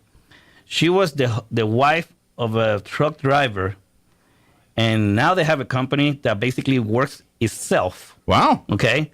They got a bunch of properties. Good for them. I remember her going to Mexico because you have to go back to Mexico before you come back and do all that crazy stuff with the becoming a citizen and all that. Yeah. I mean, and this lady was pregnant when she was in Mexico. Wow. Running her husband's business, and he's the one driving, and she's running. Well, the that's an inspiration right there. If that woman can achieve what she does based on the hand she was anybody can dealt. do it. That's my point. That's what I always say. You and I always say it's like if we did it, you can do it. I remember her coming back to the United States, coming to see me when I was still at the bank working as a banker. Okay, like, thank you, Elliot. Blah blah blah. Thank you for all your advice because you know what? When I came back, there was people being raided by the feds and this and that by the IRS, losing their trucks, their business, and I did everything by the book, and we didn't have to worry about it. Exactly. And now this lady has a business that basically runs itself. Okay, they're investing. I mean, they got those big crazy homes in Ruidoso. I'm looking forward to going and staying in one of them. Okay, I mean, and that's the antithesis of the American dream, right there. I always tell her, like, I'm so proud of you guys. This is so awesome. I mean, I'm just like speechless right here. I was like, and when I see my customers doing that well, now I know I did the right thing. And it's taking that good information you gave them and then combining that with her hard work and dedication. Exactly. And now she's created where, like you said, she was handed a deck stacked against her with, being in a rough circumstance. Tough. I mean, that's tough. And she made cheating stuff. She not only made well, but thrived in that environment. And that's why I think, why America is still the greatest country in the world. And I think but if you're willing to put that effort in, if you're willing to just listen to the right people, take that advice, work with it, work within the parameters of the law and everything else, do the right thing, and you're going to come out all right. You'd be surprised. I mean, you're going to come out all right. I cannot complain. I mean, I can tell you folks out there that are listening, okay, I pay taxes, and in the past, I hated to write a check to the IRS because I already paid a bunch of taxes and I'm paying even more at the time, okay? It's all right. It's part of if you're part of the system, then you could use the system 100% for yourself. Sure. Okay? Don't think you could use the system when you're not part of the system either. Okay? There's a few ways you can get into that and you still use it, but not as much. Okay? Because all the time I like, but I want to do this. I mean, such and such did it. It's like, I'm sorry, but you didn't do it right. Yeah. So you cannot do it. But I tell you what, you change this, then you can do it too. Okay? I'm here. Like I always tell people, I don't work for the IRS. I don't work for ISIS. I don't work for any of those damn companies. Okay, I'm not the government. I'm here to help you buy a house. Okay, and I'll give you the advices so you could get there. Sure, and every person that you give a loan to and help them you're doing it to help them succeed. Exactly, and I that's don't have any your agenda. Yeah, I don't have any agenda. You want because at the end of the day, when that young couple bought their first home and then they learned how to put cabinets in and do all the things that they learned on that thing, when they're saying, you know what, we're a better place now, we're ready to upgrade to a 3-bedroom or a 4-bedroom, or we want to build one of those big houses in Ruidoso now. Exactly. They come to Elliot and talk to him, and then Elliot gives them the same kind of advice. Okay, now you're here. Let's see where we can go get you to the next level, and let's talk to you about that. Going back to what we were saying. So if you buy a duplex, a triplex, or whatever, and before you were going to be able to buy only like $100,000, $150,000 home because that's what you qualify for. Now you're on a different level because now you qualify for more. Because when you're buying a rental, okay, we're going to give you credit for the rent that you're going to receive for the other part of the property. Gotcha. Okay, so now you step up to a different level than everybody else. You're building your nest egg. Exactly. You know, and let's just realize this: you are taking care of you. Okay, you know. Now, a lot of people have been talking about this $25,000 grant that's going on for the state of New Mexico, and there's a lot of stuff going out there that I see postings like, "Oh, sure, don't post that." Sure. Okay, folks. I'm going to say a few things here, but you guys need to call me so I can tell you all the facts and how this thing works, okay? If you have never bought a home, or all in the past 3 years you never own a home, okay? Now, if you're married to somebody or whatever and they own a home, you do not qualify for that program, okay? Not because you want to buy it and your spouse not buying it doesn't mean you qualify for it, Sure. okay? So let's clear that out because I've seen a lot of postings and things online that are completely wrong. I'm actually going to post something soon. Well, and there's a lesson that every human being needs to know. There is no such thing as free money. There is no such thing as free money. These grant programs, they're wonderful. They are great. But they're there for a reason. They come with strings. They come with attachments. They come with commitments that you need to abide by. Exactly. And that's the string. Some strings are workable. Some are a little taller than others. That's why you need to do your homework. That's why you need to talk with Elliot. It's like, yeah, there's this grant or this program. Wonderful. What do you need to do? What do you got to do to do it? And is that something you're willing to do? And if you're not, then maybe that's not the free money you thought it was. Exactly. So, and not everybody qualifies for this, unfortunately. Sure. Okay. So, and I see a lot of people putting out stuff right there, you know, and like, oh my goodness, don't say that, you know. I mean, I'm not the marketing police, but just wanted to make it clear to people out there. Well, it's like when you go grocery shopping, it says fat free or less fat, and you know that. You better read all the ingredients in there for real. A trip to your Lunder is just like going to the grocery store. Sometimes you got to read all the labels. Now, remember we were talking about buying a home for $100K or so, and maybe buying an investment property. Folks out there, if you qualify for this program, I will be taking advantage of this thing so fast. What does that mean? That duplex, that triplex, is a possibility you might be able to. Oh, it's maybe not the nicest place in the world. You know what? That's fine. Potential. It's potential for later, okay? You can make it better for you, all right? Take advantage of these things. Doesn't mean you cannot buy a home that is a first-time home and it happens to have an extra unit for it. Sure. Like, that's win-win right there, okay? You get money from the state of New Mexico that you don't have to pay back if you follow the rules. Sure. Okay? Hey, that's huge. Not to mention you're investing your money back in yourself, making money on yourself. Oh, by the way, I bet the neighbors in the neighborhood appreciate you went in there and fixed up that house because now their houses are more valuable because your house doesn't look like a horror show anymore. You know what I mean? It's a win-win all the way around. Exactly. It really is. And to be honest, and every dime you go investing into a property that you own to renovate up, if you're doing the right types of renovations and things, you're going to get every penny and then some back. Probably make money off of it if you're doing it right. Exactly. Again, there's always the wrong way to do things, and sure, there's horror stories of people that did it wrong, and now they're saying, "Oh, I lost." Well, again, it's about doing it the right way, doing it with sage advice, doing it with talking and trusting people that give you that good information. If you go down those paths, guess what? You're going to find yourself sitting pretty in 10 years, 20, wherever you want to, whatever you're trying to do, you're going to achieve that goal. If you just, but when you say, I don't think that's right, I'm going to go ahead and do it this way. And then turns out your little home renovation project, because you didn't get inspectors and everything else, cost you 10 times more than it did and looks funky. You're not going to get your money back on it. So that's what we're talking about. Doing this stuff right, doing it the right way. Yeah. Because remember, like I have people in my office and I tell them, well, you have to do this. No, you cannot do that. Oh my God, they look at me like they want to hit me or something. It's like, it's not me. Yeah. For purposes intended, I don't really care. Sure. Okay. But the government says it has to go this way. You have to do it that way. I'm sorry. So be it. Yeah. It is the way it is. Trust me. I mean, I'm on your side. I want to help you. Mm-hmm. But no. But you got rules like everybody else. Yeah, there are rules in life, and you've got to follow them just like everybody else does. Folks, if you're in the market to buy a home, okay, even if you get the grant or not, there's MFA. Go to MFA. Go online on MFA. Go to New Mexico Housing, okay? Mm-hmm. Let me tell you something. You see all the programs there, okay? They're right there. They're every day there, sure. Okay? It's not a secret. What happens is a lot of people don't look into these things, all right? Yeah, do your homework. Okay. Check it out. Call me. I'll set you the right Sure. way. He'll put you in the right direction to look if you're looking. Exactly. You know what I mean? So, and I always say, every conversation I have, I don't have to make $1, okay? But I plan to see everywhere I go, because then I can pick up the harvest later. You know what I mean? Elliot's a farmer. He's just planting seeds around town. That's all he's doing. Seriously, I put it everywhere. Do you know what is the awesome thing that I can say is that I'm at the grocery store with my wife, going shopping for some stuff, and sure.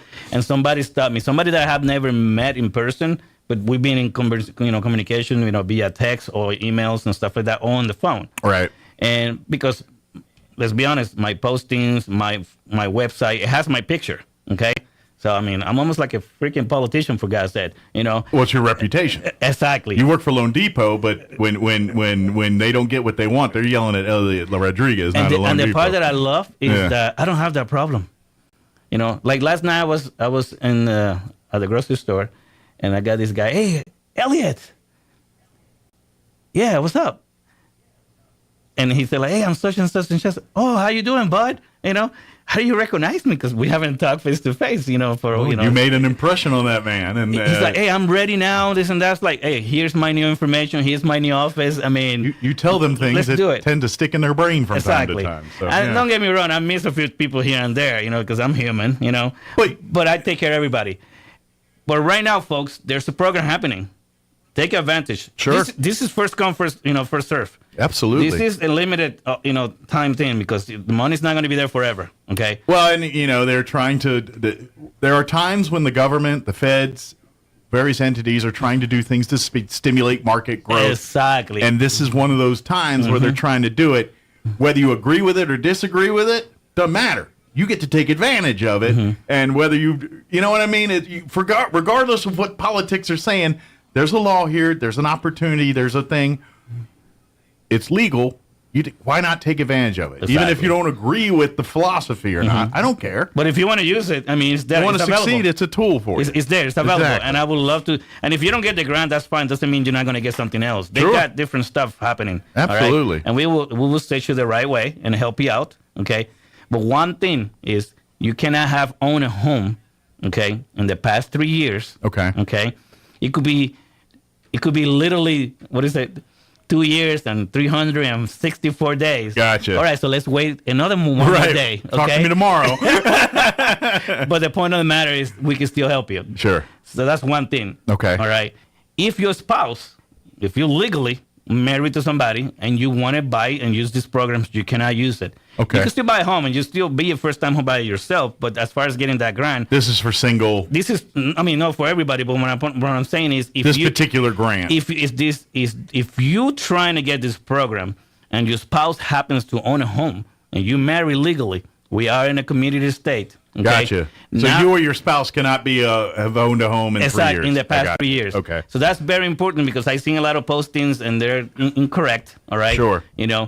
That's the part that we need to know for a fact. Gotcha. Because if that's the case, now we have to look at something else. Because when you're married, guess what? In the eyes of the law, your property's joint. That's how it works. When y'all get divorced, you're going to get half, depending on the state. Obviously, let me even give you.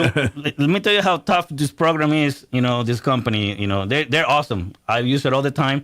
Check me out. Even when you go to New Mexico Home Housing, you will see my picture in there, guys. Nice. Okay, because I'm a gold lender, level. Okay. Okay. Which is pretty cool. Sure. Right? That means I'm helping a lot of people. It's a feather in your cap. Yeah. I mean, and I love it. I just actually. Plus, it creates. It backs what you do every day, and it's just the hardware to say this guy's honest and knows what he's doing. We're trying, and I love talking to them because I always throw some crazy ideas to them. It's like, let me check it out if you can do that. And they look it up and say, yes, you can do that, Elliot. Go for it. And I love that because being in contact directly to them, that's huge, okay? Because it's more power and more things that I can do. Well, it also cuts out different levels of trying to get information or getting anything done. Oh, yeah. and I love doing that. But absolutely. But the programs are there, and there's actually even more things that a lot of people don't even talk about, all right? But we are here to help you. We are here to, if the program is for you and you qualify for it, go for it. If you want to own a home and you're looking to own a home and you've got, a plan, but you're wanting to know if this, just call Elliot, talk to him. And if you're like, look, I heard you on the radio talking about these first-time buyers or different grants and opportunities. I don't qualify particularly for the one you're talking about, but is there another one? Is there another one? Is there another program? And there are different ones. You know, and it could be your profession. It could be based off of your family history. I mean, there's a lot of different things. There's a lot of different avenues to pursue discounts or programs to get to get a more affordable first-time home. I'm actually going to look into one from Biden, believe it or not. Okay. And I need to find out if I can see if I can bring it here. Sure. And that's huge because when this one run out of money, at least maybe we could have another one. Absolutely. Yeah. But the something in the pipeline. Exactly. But the fact of the matter is to help other folks out there that have not saved any money, and not because you have a little money in the bank doesn't mean that you cannot use these programs either. Right. That doesn't matter, guys. Absolutely. They're there. If you qualify for it, you qualify for it. Put it this way. I didn't use my VA loan till I bought my second house. I know. Same thing here. My first time I bought it, I never used it, and then I used it afterwards. Like, okay. To be honest, we used because my wife's a teacher, so we went teacher route the first time, VA the second time. So now I'm kind of tapped out. But and we do every program there is. Okay. Yeah. I don't even know. I mean, I even can broker. I'm also a broker now, I guess. Because I can broker loans out. Yeah. If for some reason it's outside the scope of what I can do, guess what? I got a bunch of partners. And I can broker it out to somebody else to still help you buy a house. Exactly. Folks out there that are I-10s, they can actually buy a house too. Okay. So I mean, it's incredible some of the things that have happened and changed throughout the years. That now, if you do the right thing for yourself, you follow my lead, do what I ask you to do. Pretty much anybody can buy a house. Absolutely. It's the matter is how fast or how quick you can do it. Absolutely. We got to go. It's just about 10 o'clock. So.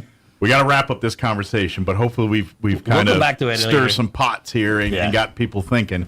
Reach out to Elliot. You can call him directly on his cell, 719-237-4680. Call his new office, 505-445-2070. Or you can go online to his website or shoot him an email. Check out Elliot's, you can see his bio and really learn all about his... at loandepot.com/Elliot Rodriguez. All one word. He spells Elliot with one L, and then his Rodriguez with a Z at the end. So and one T on Elliot. And one T, yes. I'm sorry. Yeah, one L, one T. I forgot there's some people that do two T's. Two T's, yeah. One. But you go and check it out. Or you can shoot him an email, Elliot Rodriguez at loandepot.com. And he'll get back to you as soon as humanly possible. So good deal. And the office is open for business. Yeah. And then, of course, if you want to do your research on the company Loan Depot and all that, it's all there. And you can learn that, now you got the personal service of Elliot with the backing of one of the largest lenders in the entire country. It's true. I mean, it's still kind of like settling down. It's kind of something that I have not even felt yet, hey, we just brought a new company to town. This is a good thing for all of us. Sure, guys. Absolutely. I can do a lot more things that I ever were able to do in any other companies that I ever worked in the past. Absolutely. Okay, and guys, I'm not a poster boy for any.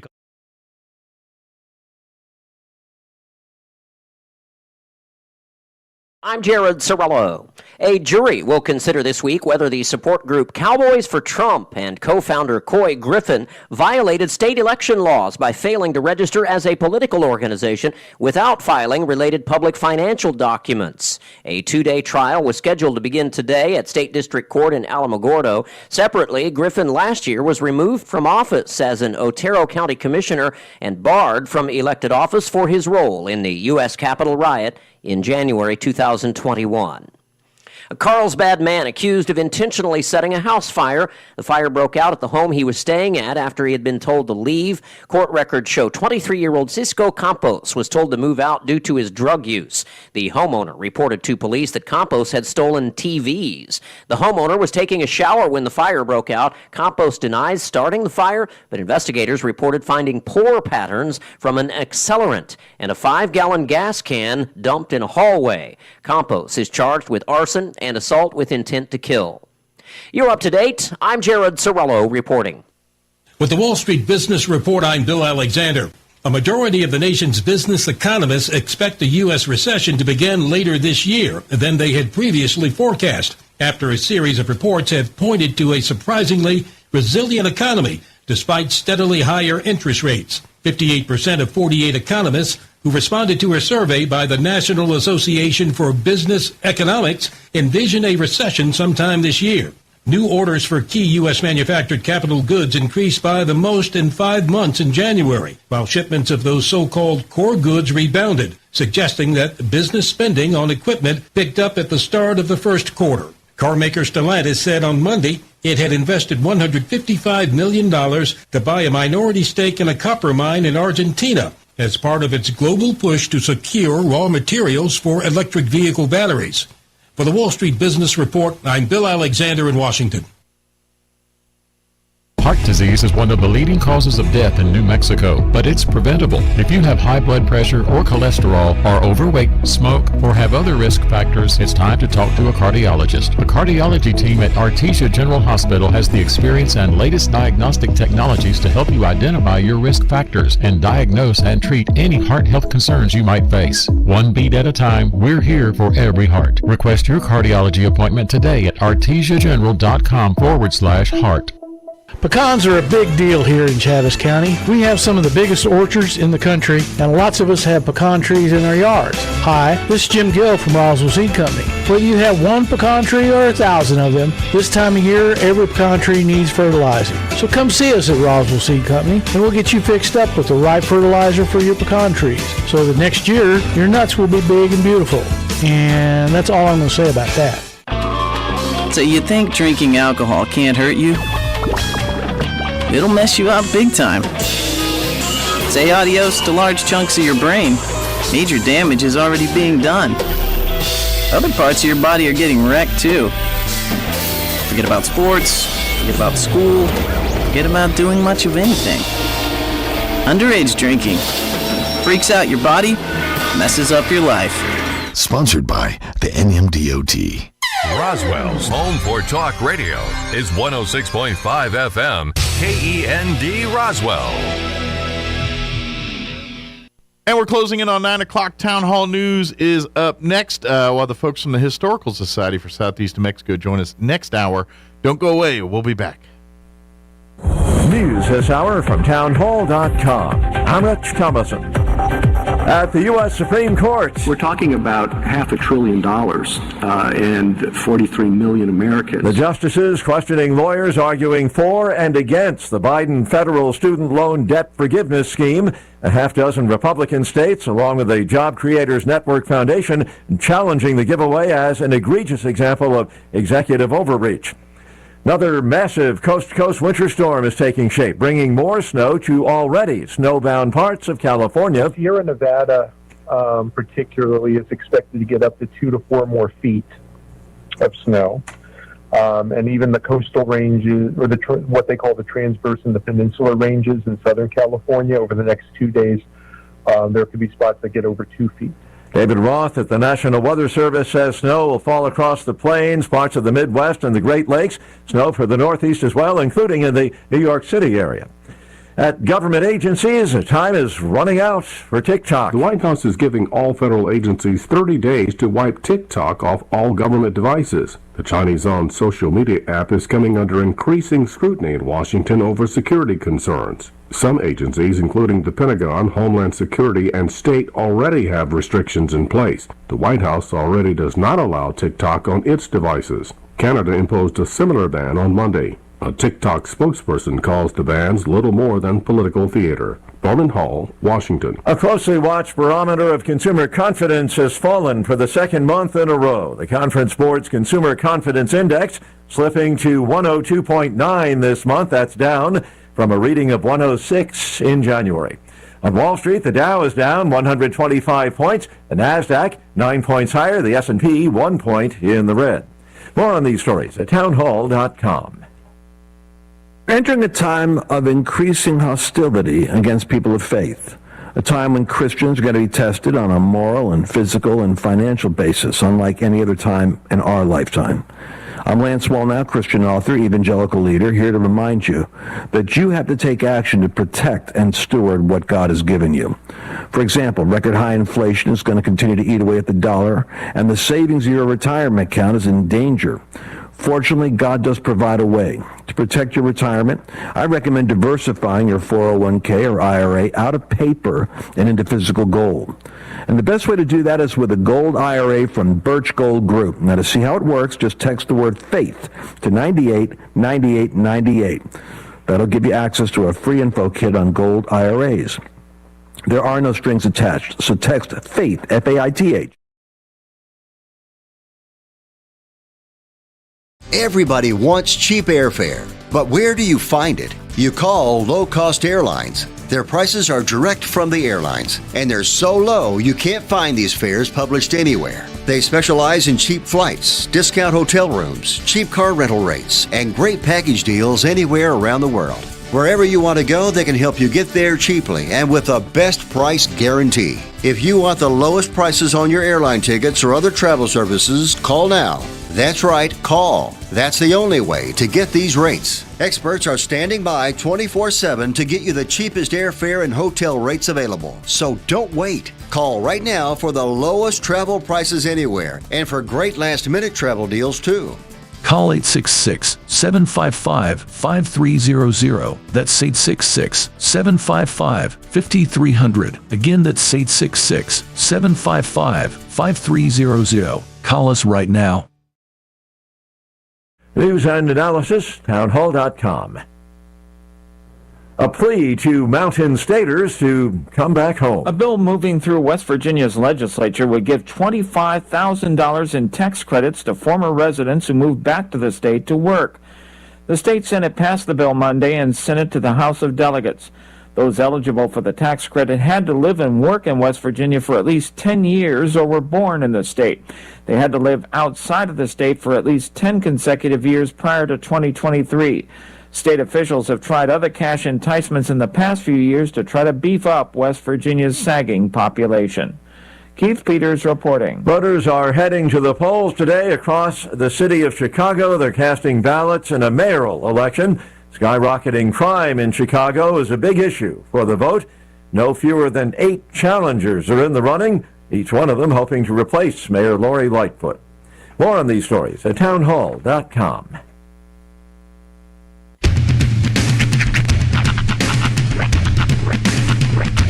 What in the wide world of sports is going on here? I promise you, whatever scum did this, not one man on this force will rest for 1 minute until he's behind bars. Now let's grab a bite to eat. Yeah, come on. I feel the hot wind on my shoulder and the touch of a world that is older. I hit the switch and check the number. I leave it on and then I slumber. I hear the rhythm ringing through it. Flamenco guitar and cumbia music. I hear the talking of the DJ. The abolition, what does he say? I'm on a Mexican radio. I'm on a Mexican radio. Broadcasting live from high atop the J.P. White Building in downtown Roswell, New Mexico. It's Mornings with Mike Winters on 106.5 Roswell's Talk FM. Is that what I sound like when I talk? Now, here's your host, Mike Winters.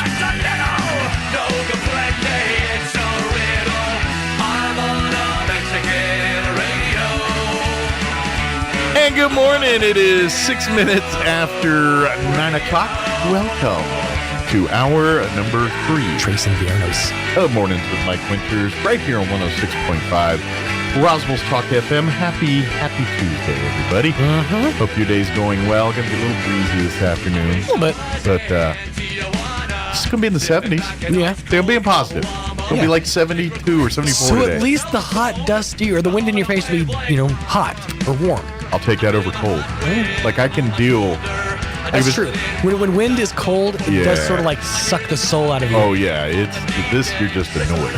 That one, you're like, when you like, get hit with the wind and you go, just kill me now. when you feel like you just got punched in the gut, that's something. Exactly. So I'll take this over that. That cuts like a knife. But all right, Bryan Adams. na, na, na, na, feels so right. It's not that it cuts like a knife. The fact that he'll die from this, right? That's true. I'm not gonna lie. Robin Hood, dude, spoiled. To this day, I still have angst for Bryan Adams. I can run even worse for you. Yeah. Because I'll venture to guess you have never seen the Stewie rendition of that song. That does not ring a bell. It's amazing. Family Guy did a shot-for-shot rendition of that music video. Really? With Stewie.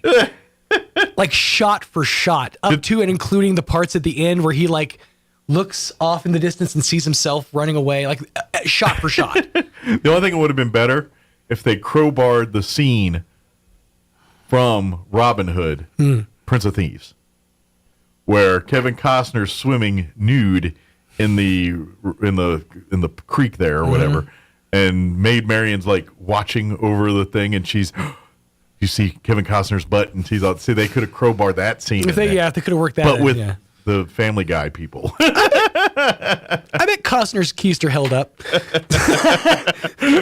But how old were you when that was? Were you? Oh God, it was 89 that I came was out. Old enough. No, you know what? I'll tell you this. I don't remember how old I was, but I remember I was a kid because there was this girl in town who had this.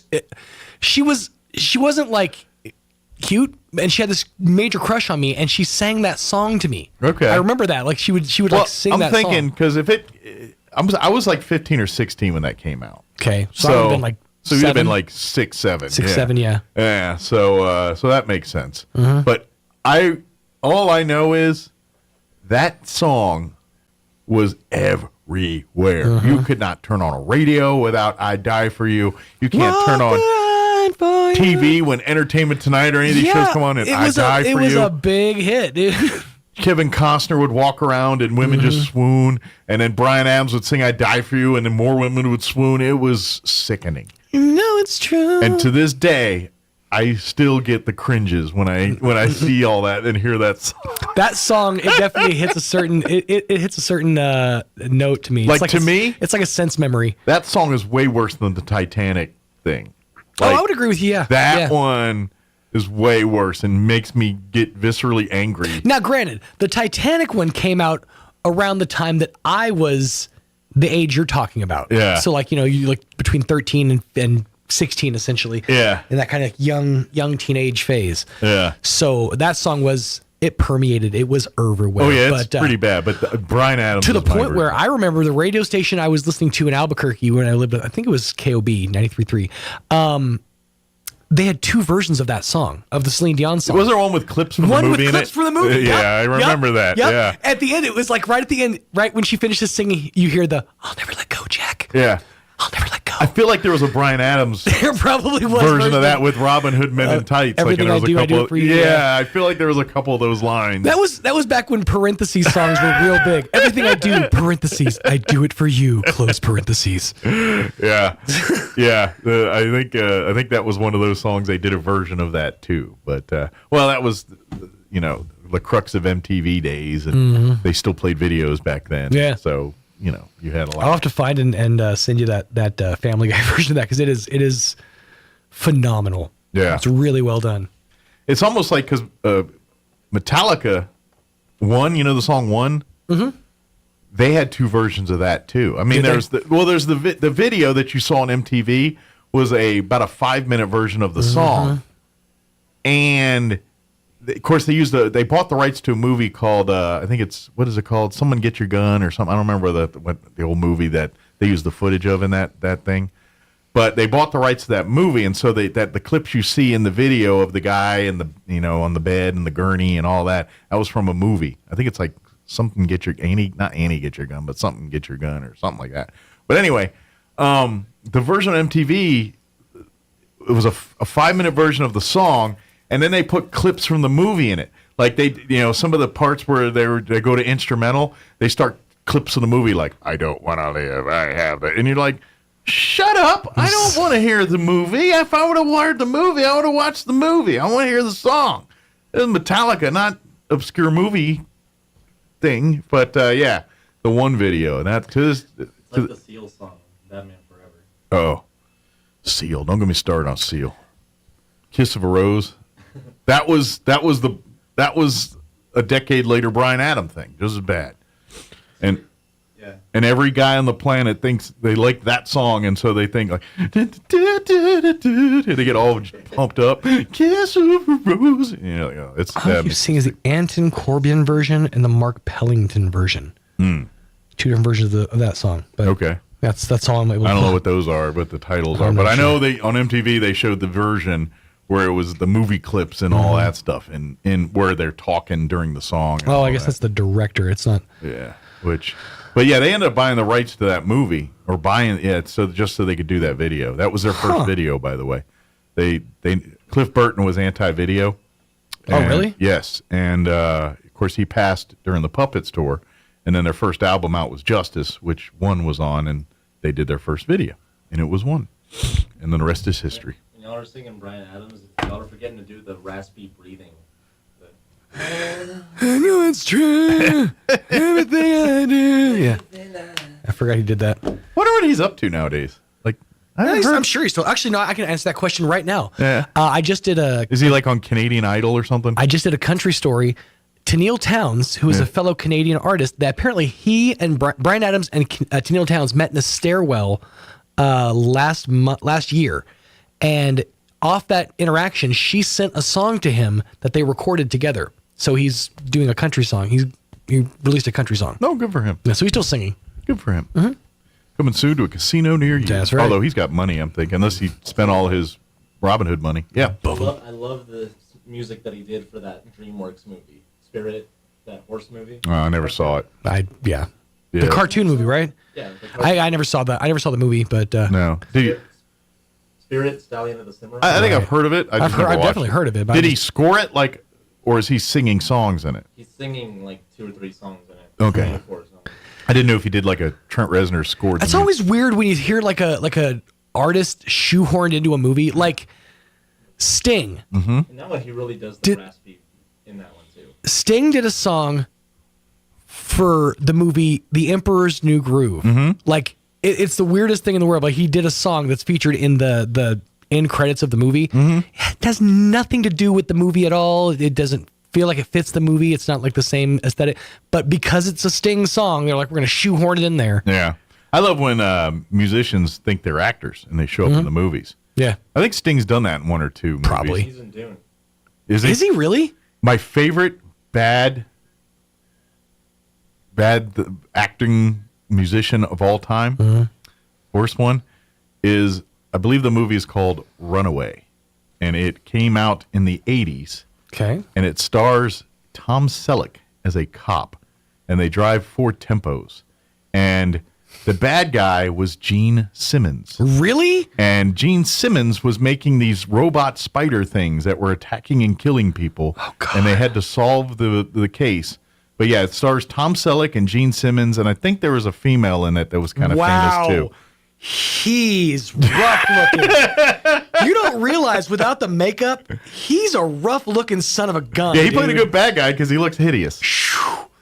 Yeah, there's a reason he wears that makeup. I would continue to wear it too. Yeah, I remember watching that movie many, many moons ago. My Lord. Wow. Yeah, it's a bad movie. But pound for and that pound. was that's in the 80s. I can only imagine what he looks like now. Like I've seen him without his makeup on, but my God. Yeah. He's a completely different looking human It's called being. Runaway, right? The movie? Yeah. Yeah. he didn't. I mean, I've seen him without makeup today. Mm-hmm. He doesn't look like that. Like he doesn't look like the same. Well, he's also 30 years older. Nationality. Yeah. I know he's like what, Arabian or something like that. He's Jewish. Is he Jewish? Yeah, he's Jewish. Okay, he's dark. Yeah, he's a Jewish. lot darker in this picture. Yeah, no, the footage is grainy, but still. No, he's Jewish. He's now is he like George Santos, Jewish? No. he's full blown. His parents were Jewish. He's like grew up in that. Mm-hmm. That's his culture. Yeah. So no, it just that's amazing. Wow, it's a bad movie. It's really all bad. I could think of was Dwight Yoakam shows up in a lot of stuff, and he's actually pretty good usually in what he's. Well, one of my favorite movies of all time has Dwight Yoakam. Yeah. Sling Blade. Yeah. I love that movie. Mm-hmm. It's got Dwight Yoakam in it. Love that movie. I haven't watched it in years, but if it came on, I'd pop it and sit there and watch it, and I'd be doing all the quotes and the whole thing. That was one of the happiest, like what do you call it? Organic moments of my life. I was watching the show Under the Dome. Oh yeah, I remember that show. And Dwight Yoakam of all people just shows up as like the bad guy in like season 2. I'm like, oh, it's Dwight. I had no idea it was coming. Well, he was in that Roswell movie. Yeah, that's true. The one about they have over at the museum and all that. Yeah, Dwight Yoakam was one of the stars of that movie. So made a few bad decisions, forgot to pay taxes. And I've had his chicken fingers. They're not bad. Dwight Yoakam's chicken fingers. Okay. I ate his chicken fingers. I ate his chicken fingers. I swear, if Dwight Yoakam has chicken fingers, they're like signature, and he doesn't call them chingers, he's missing out. They weren't bad. They were tasty. I bought a bag. Dwight Yoakam's chicken. I'm going to work up to his nuggets next. Amy McVeigh is here with the Historical Society. So let's go ahead and get you up to date with the weather. I'm meteorologist Steve Hamilton with your Pecos Valley weather. We have upper-level high pressure covering the southwest, but also a low-pressure trough to our east, and that'll be bringing us up into the 70s today. But the wind will be gusting to about 30 miles an hour. Plenty of sunshine. Overnight, a few clouds are low in the mid-30s to low 40s. Then tomorrow, getting very windy, sunny, low 70s, and gusts up to 50 miles an hour. I'm meteorologist Steve Hamilton, and that's your latest forecast. Thank you, Steve. And currently, helps if I bring my weather up, currently 44 degrees here in Roswell. Humidity is at 37%. Winds currently out of the northeast at 3 miles per hour. We do have a fire weather watch. Red flag warning today. That's going to kick in at 11, remaining in effect through 6 p.m. A fire weather watch for tomorrow, beginning at 10 a.m. And then lasting till 7. I imagine that will get upgraded to a red flag warning before we get into that window. But today, sunny skies and 74, southwest winds 5 to 10. Early, 15 to 20 this afternoon. Could see wind gusts as high as 30 miles per hour. Partly cloudy tonight with an overnight low of 36. Southwest winds 15 to 20, and then they'll drop down 5 to 10 after midnight tonight. Wednesday, areas of blowing dust for the afternoon tomorrow. Mostly sunny and 72. Winds will be out of the southwest 5 to 15 early, later picking up 20 to 30, gusting as high as 45 miles per hour. For you Wednesday night, partly cloudy, overnight low of 39. Winds will remain breezy out of the southwest 15 to 25, gusting as high as 35 miles per hour. Thursday, there is a slight chance it's rain showers before noon, a 20%. Then some areas of blowing dust for the afternoon, which tells me if we do get rain, it's not going to be a whole lot because it's not going to tamp down the dust. Mostly sunny otherwise, a high of 53, so a little cooler. Winds will be out of the southwest 20 to 25, early picking up 30 to 35, gusting as high as 45 miles per hour. Thursday night, areas of blowing dust, partly cloudy and windy, overnight low of 28. Friday, sunny and 67. Saturday, sunny and 60, and back into the low 70s under mostly sunny skies on Sunday. All right, it is 20 minutes after 9. We're going to take a 2.5-minute commercial break. And then Amy McVeigh with the Historical Society will join us on the other side. Do not go away. Pecans are a big deal here in Chaves County. We have some of the biggest orchards in the country, and lots of us have pecan trees in our yards. Hi, this is Jim Gill from Roswell Seed Company. Whether you have one pecan tree or 1,000 of them, this time of year, every pecan tree needs fertilizer. So come see us at Roswell Seed Company, and we'll get you fixed up with the right fertilizer for your pecan trees, so that next year, your nuts will be big and beautiful. And that's all I'm going to say about that. If your tires are flat, need your car fixed, our reviews are better than mixed at Big O. At Big O Tires. We do the job fast and with a smile. Whatever the problem, we go the extra mile at Big O. At Big O Tires. Trusted service, no need to lie. Hop online, our reviews are high at Big O. At Big O Tires. Unbeatable service in all our stores. That's why we get such high scores at Big O. At Big O Tires. With high customer ratings, you can trust your locally owned Big O Tires. Now through March 26th, buy 3, get 1 free on select in-stock Sumitomo or Cooper branded tires with installation purchase. Big O Tires, the team you trust. Installation required. Disposal fees and shop fees extra where permitted. See store for pricing. Eligibility may vary. Not valid with other offers. At participating locations, no cash value. If you're missing a tooth or several teeth, a dental implant may be the ultimate solution. Implants look and feel so much like real teeth that you probably forget you have an implant. Maupin & Brown Dentistry is one of New Mexico's most experienced implant providers, with literally thousands of implant patients who are absolutely delighted with the results. Call Maupin & Brown today for an evaluation. You'll be surprised how affordable implants can be. Maupin & Brown, your choice for experienced, state-of-the-art dentistry. As farmers and ranchers, we're here for each other when times get tough. We talk about the weather, the markets, and the increasing costs of getting by that make our way of life challenging. But let's also be there for each other during the struggles we don't always talk about. It's okay to open up about farm stress. You're not alone. A healthy farm or ranch is nothing without a healthy you. Find resources to start the conversation on mental health at Here to Help NM. Sponsored by the National Institute of Food and Agriculture through the New Mexico Farm and Ranch Stress Assistance Network. It's possible to turn peanut butter into diamonds. Peter Pan tried it with his buddy Skippy, but they couldn't do it in a jiff. Here's Mike Winters. And good morning. It is 23 minutes after 9 o'clock, and joining us in studio this morning from the Historical Society for Southeast New Mexico, Amy McVeigh is back with us. Good morning. Good morning. How are you today? I'm good. Good. Life's been busy. Yes, life has been busy. I haven't been on the radio that much. Yeah, I know. It's been a few weeks since we've had a chance to see you on here. A lot going on. Good news. If you just so happen to miss Sunday Fun Day, because you're like, I can't make it. It ended up getting canceled because of the wind and all that mess we were dealing with on Sunday. It has been rescheduled for this Sunday. So come on, same time, same channel, everything just one Sunday ahead. 3 o'clock at the Archives facility right next door to the museum there, 208 North Lee. And, of course, it'll be John LeMay with his latest book, Once Upon a Time in Fort Sumner, telling some tales that are kind of associated with the book and things. He's not going to read from the book, but kind of talk about some of the stories surrounding the book. That's right. We are set up and ready to go, and I think we might have another special guest pop in. So, if you attend these Sunday Fun Days, you never know. Somebody else just might pop in. Oh, good. Well, hopefully they're just donating books and trying to do great things to help the Historical Society. We are eternally grateful and really excited. So, show up, and you might see another special guest. Come out, and good news is, according to the weather right now, they don't talk about wind.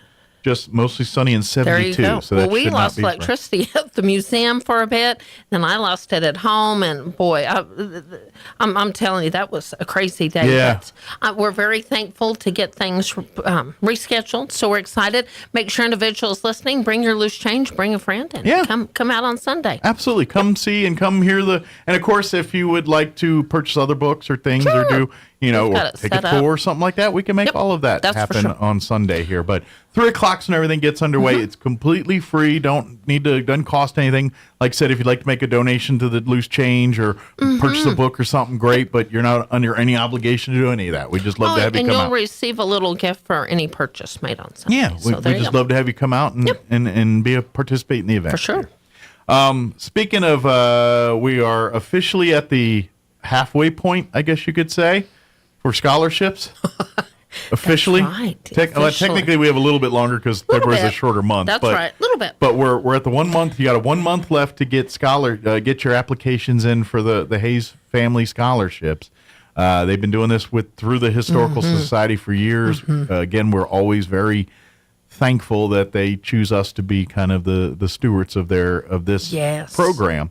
And we've, again, got more scholarships. We got we got a few new ones, a new one this time too. I think it's the first time we've ever been able to offer for college students a scholarship. I think it's always been high school seniors, and this is the first year we've got one that is available for continuing education students as well. It's exciting. And Mike, I have great news.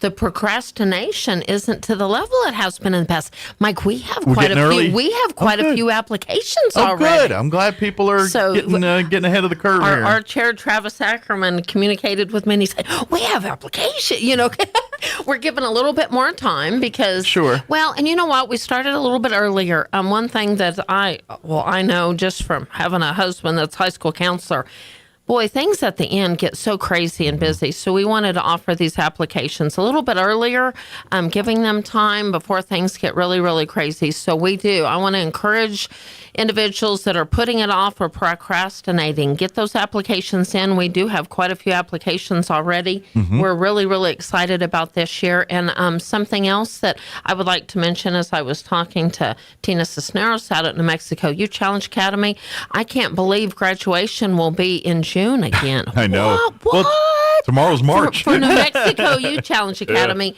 So we are partnering with them again for those scholarship opportunities directly for cadets that are doing great things out at New Mexico Youth Challenge Academy. So we're already working with them on those things. Great to hear it. Great to, and who knows, maybe a few of those students will qualify for some of these scholarships. And speaking of scholarships, while I'm thinking about it, we had a Teen Leadership Institute meeting yesterday, and if individuals are listening and they have students or neighbors or friends or kids or whatever that are putting off, we have a lot of Teen Leadership Institute applications. So for one reason or another, so the deadline is this week. We want to encourage kids and students listening or whomever, get those applications in because they have really been coming in. And don't miss out on that opportunity. We will have Desi in later this week. Yeah. I think Thursday or I don't remember what day, but as a last minute reminder saying, that's right. I think it is Thursday because I think that's the second. I think that's the last day.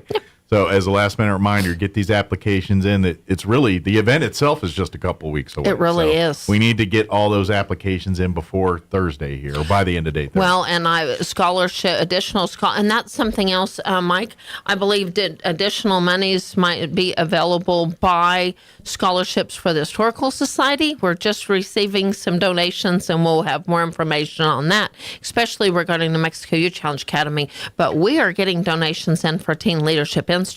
So I think we are hoping and praying that we might be offering more scholarships than we ever have through Teen Leadership That's always Institute. a thing we love to have that ability to do here.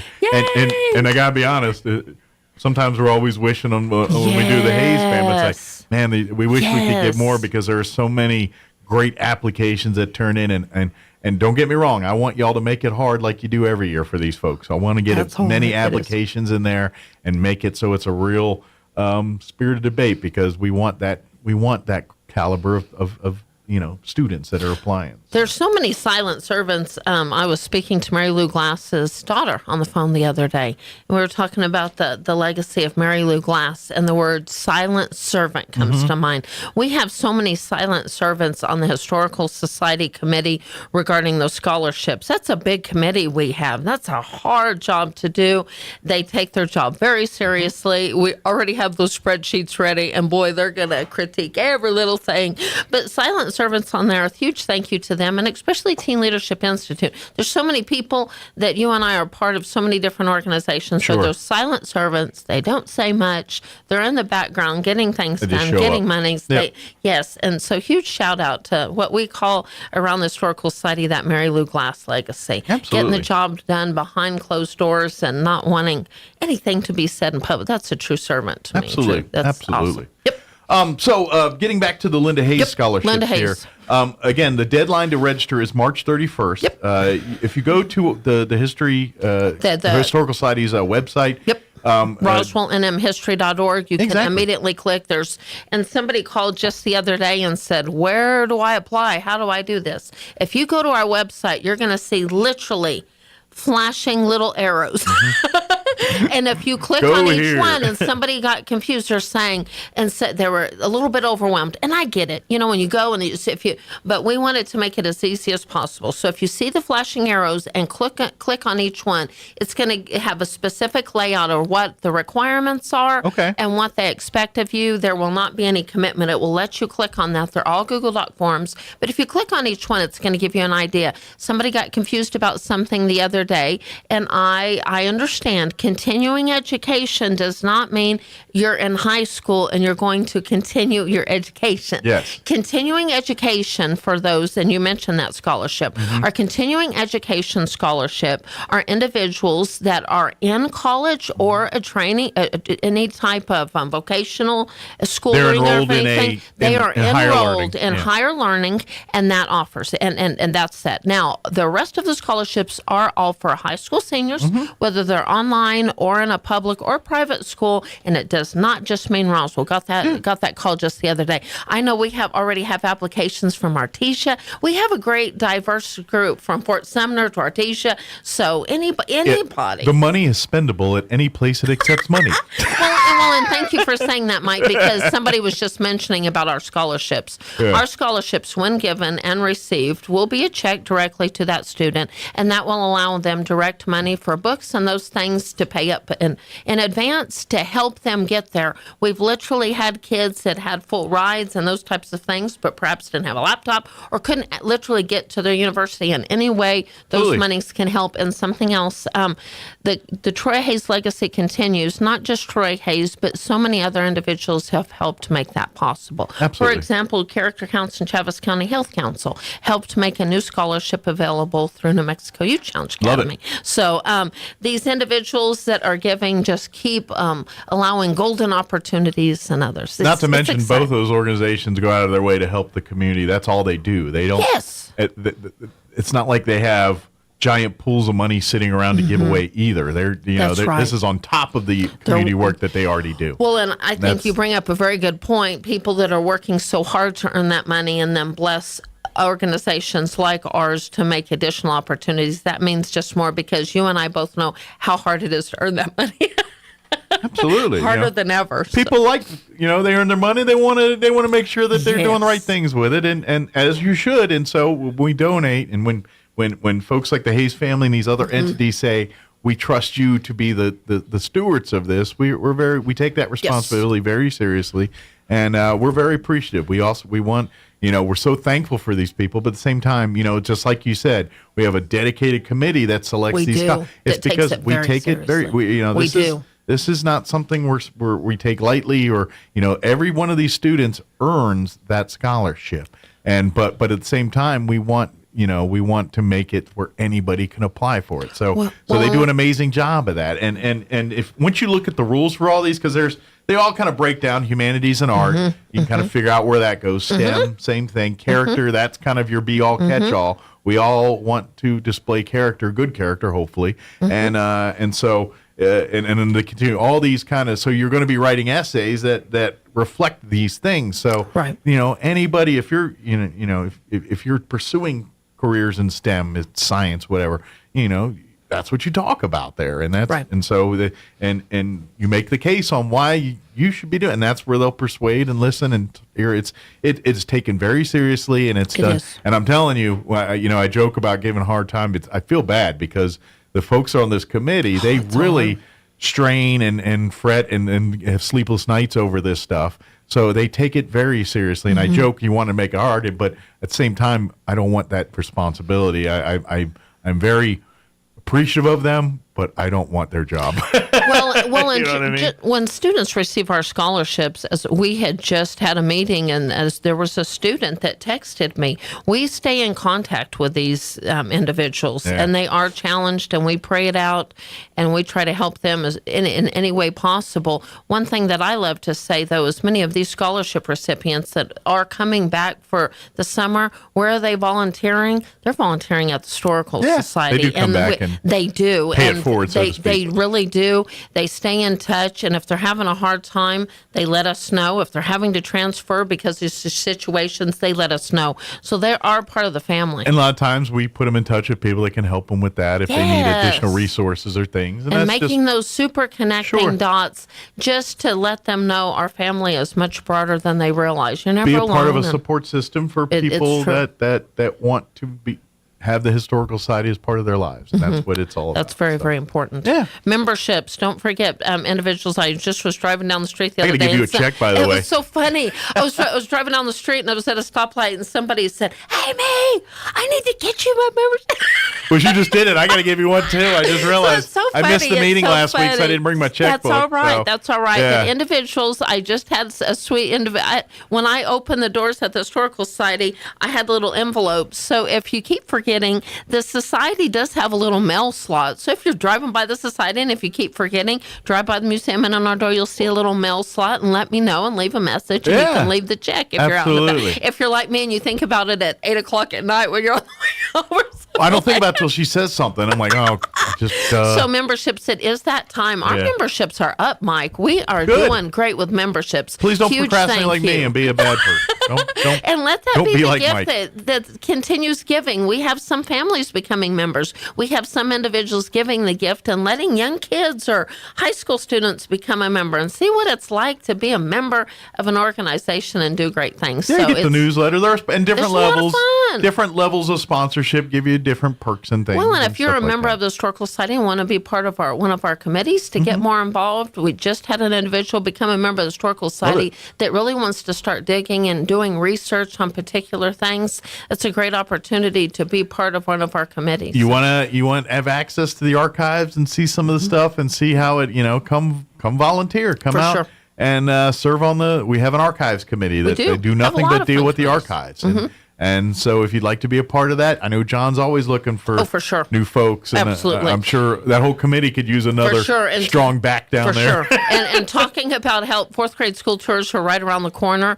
If you want to be part of fourth grade school tours, if you're an organization that would love to put something into over 1,000 backpacks, we have submitted for approval the backpacks. That doesn't mean we couldn't get something else We're about a month away from all that starting officially. We really are. Yeah. So if you want to be part of helping make that possible, we've got some generous donors helping get all of our items and those things. But be a part of impacting the lives of over 1,000 fourth graders in this area, really getting down into the history of our. It's such an exciting time. And it's nice that we can do it more like the old normal fourth grade school tours. COVID we had to get creative on how to do something like for the last few years. But really, this is kind of our first chance to do it like normal, like the way it was intended back when this concept came together and things like that. So that's cool that we get the kids actually come out to the property and see the things on the property and get to get their hands in making butter and doing some of the things that they do. And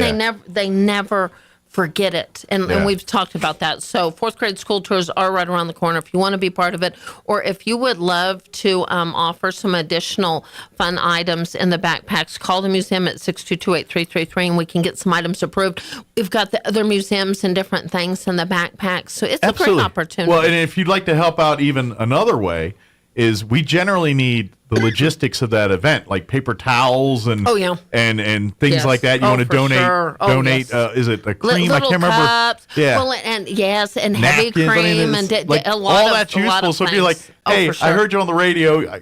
Here's a bunch of paper towels. Will that help? Yes, it will help. We will find a use for toilet a 12-pack of paper towels. Yes, paper towels. So cleaning items. Anything will get put to use in some way, shape, or form. I tell you. And if you can't use it directly for the event, Amy will find an office use for it or a museum use for it. Well, and office supplies, and thank you for mentioning that. I used to have a couple of angels that would hang office supplies on the door. Anything from, or if you're cleaning up offices and have just basic white paper and pens and all those things, we always accept those items. That's always a blessing at the society. Anytime we can get that free or cheap as opposed to paying for it, then that's more money we can use for programs or paying for a roof or something like that. I want to give a shout out to the amazing Goodwill program. The Goodwill program's been so good to us. We're thankful and so excited to have our precious Lisa that's actually at the museum right now. COVID put a real damper on that program, our sweet Lisa's too. Yeah. back, and that's being made possible because of the Goodwill program. We want to truly thank you. If you are saying, what in the world is the Goodwill program? Give the museum a call or call Goodwill to see how they are helping nonprofit organizations get help as we are. That is directly saving our budget. Yeah, it is a huge. In a nutshell, huge they have folks that they're trying to get them on their feet, help them out, give them employment, give them opportunities to make a living and to kind of get their lives back together. In a lot of different ways too. And so they take that workforce of people and then offer them to nonprofits that we can't afford to pay cleaning service or something like that. Yes. There's like, hey, well, we've got a person, we'll pay them, we'll take care of all that. All we need is you to allow them to come do this work. And so we've had that partnership with them, and like you said, if you think you're a nonprofit that could benefit from that, reach out to Goodwill. For sure. But it's that program's been really in flux the last couple of years because of COVID, and we're now finally at a point where they're back to normal and we're able to have regular visits from our Goodwill folks. So if you need more information, just call Amazing Anna. Yeah. Call her Amazing Anna. And call Goodwill and ask but it's for a win-win Amazing for them Anna. too, It because really they're looking for is. opportunities for folks that they want to help. It really is a great way, and as a nonprofit, you know, these are the kind of things that sometimes you have the toughest time handling, the simple logistics. Everyone wants to get on board to plan the big event, but everyone's like, well, who's going to come on Sundays to make sure that the museum doesn't look like a disaster went through it?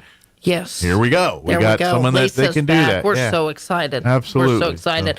Before I forget also, Jason will give you a call and come back on the radio. We have a great announcement. We will be making it together regarding the Heritage Dinner coming up in August. So no, it is coming. And all Jason and I will talk come about back who on we're honoring or what we're honoring and make what some all the amazing details. announcements. Very We're good. really, really excited about the celebration this year that will continue on. Honestly, what we are doing and what we will be celebrating, it will be an ongoing celebration. So we're really excited. It's going to be a lot of fun. So Jason and I will come back on the radio, but mark your calendars. It's coming up in August, so we're really excited. Excellent. That too. So it'll be a warmer affair. Yes. Yeah, you know what I'm talking about. It was an amazing event, but boy howdy, was that the coldest heritage dinner I've ever been a part of.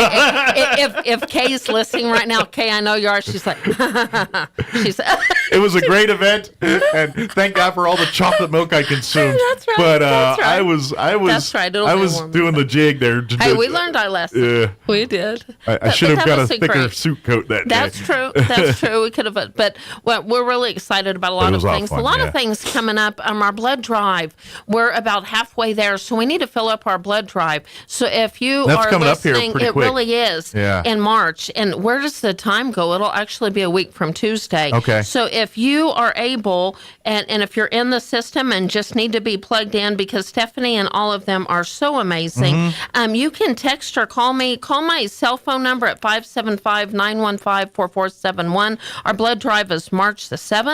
That is on a Tuesday, and we need to fill up and save some lives. I know for some people who are not available or can't, give us a call or forward that on to other people. We want to fill that up for Stephanie and them and get that blood drive full. And so it's March the 7th. So if you donated at the Historical Society last time, then you're about due. It's kind of timed out. Then, but even if you didn't, and you haven't donated blood in the last couple months here, please schedule an appointment. Come out.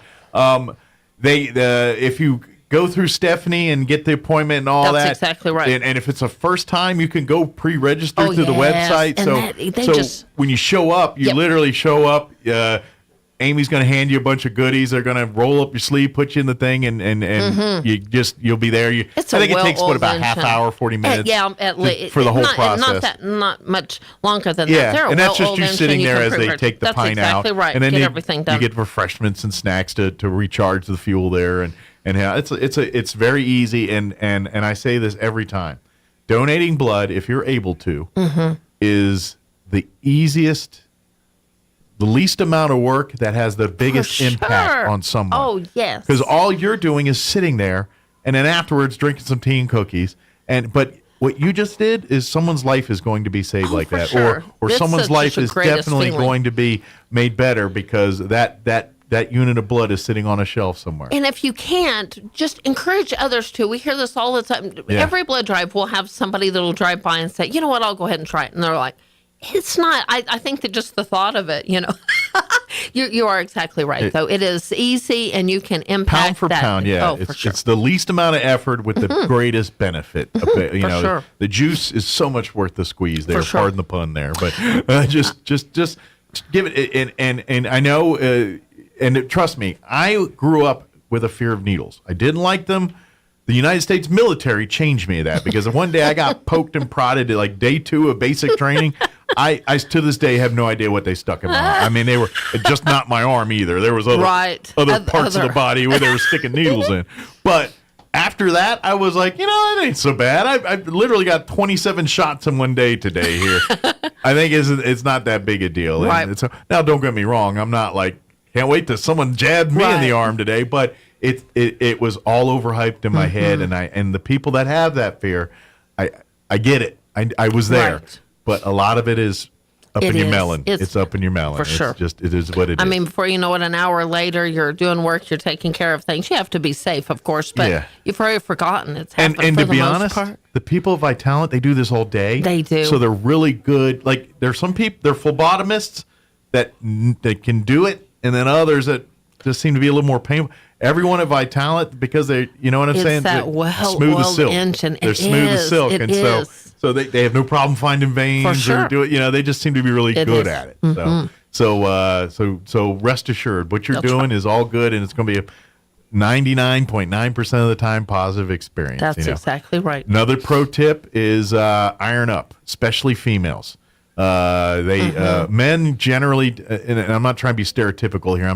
It's the science. No, it's right. Generally, men don't suffer from an iron deficiency. I guess because we eat a lot more meat than women. I don't know, but it is not uncommon for females to be a little low on their iron before they donate. So my best suggestion is eat hearty before you go. For sure. It's not like lab work where they tell you to starve. Right. You want to go get you some fish and broccoli or liver and onions, whatever you're into, that's loaded in iron, and have a nice healthy meal before you head out to donate blood. And trust me, because people that have had bad experiences donating blood, it's because they didn't eat or they did things that made their body woozy or lightheaded because they didn't do a kind of proper prep before donating. And so drink plenty of fluids, and eat a good hearty meal. Healthy meal before you head to donate blood, and trust me, your event will go much smoother. That's for sure. But I'm just knowing, just from my wife and every experience personally, when we go to donate blood, females generally are lower in iron, so that's kind of an issue sometimes. That's right. So, but again, talk to Stephanie when you call and schedule an appointment. You have questions. The staff will answer all that.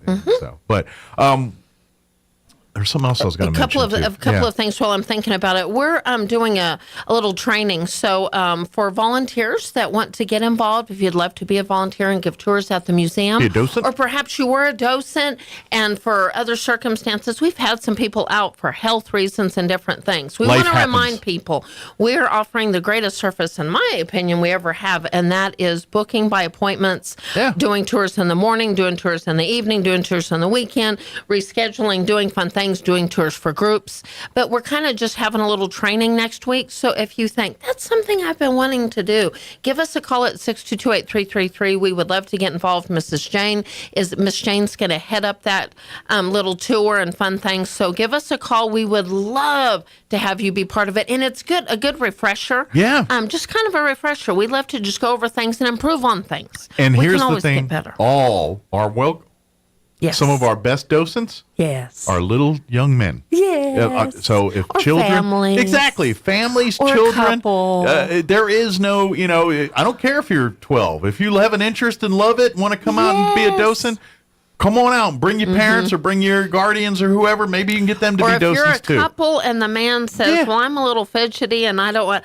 Tag team it together. We always have little fix-its and those kinds of things. We love to come Maybe in you partners. can Sonny and share it up and around the place, exactly. To me, that's the golden opportunity is the husband and wife kind of tag team and working together. Because, to be honest, it gives it better because if you have more than one person in the family committed to it, they kind of feed off each other and push each other. So when there's a day that's like, I don't know if I got up for you, then come on, we're going. We've just had some volunteers, Miss Melanie, Miss Donna, the Strange family, and of course Fred and Miss Jane and some board members. But the Miss Melanies of the world, Melanie Deason, shout out to her.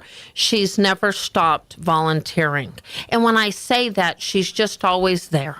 And she offers such a great service. So huge shout out for her. I was driving by yesterday and saw her blessing somebody on the side of the street. That's Miss Melanie. Yeah. You know what I'm saying? We need more Melanies. Good people just do good. Just good people. We have an amazing volunteer staff that are volunteering from home or on call or even daily. So we get more involved. Whether it's with the Historical Society or other organizations, need volunteers. But if you want to get more involved, 622-8333. We're selling herd prints, doing just framing one for somebody, doing some great things. That's a great gift. So if you need a herd print, need a gift, we have new books in.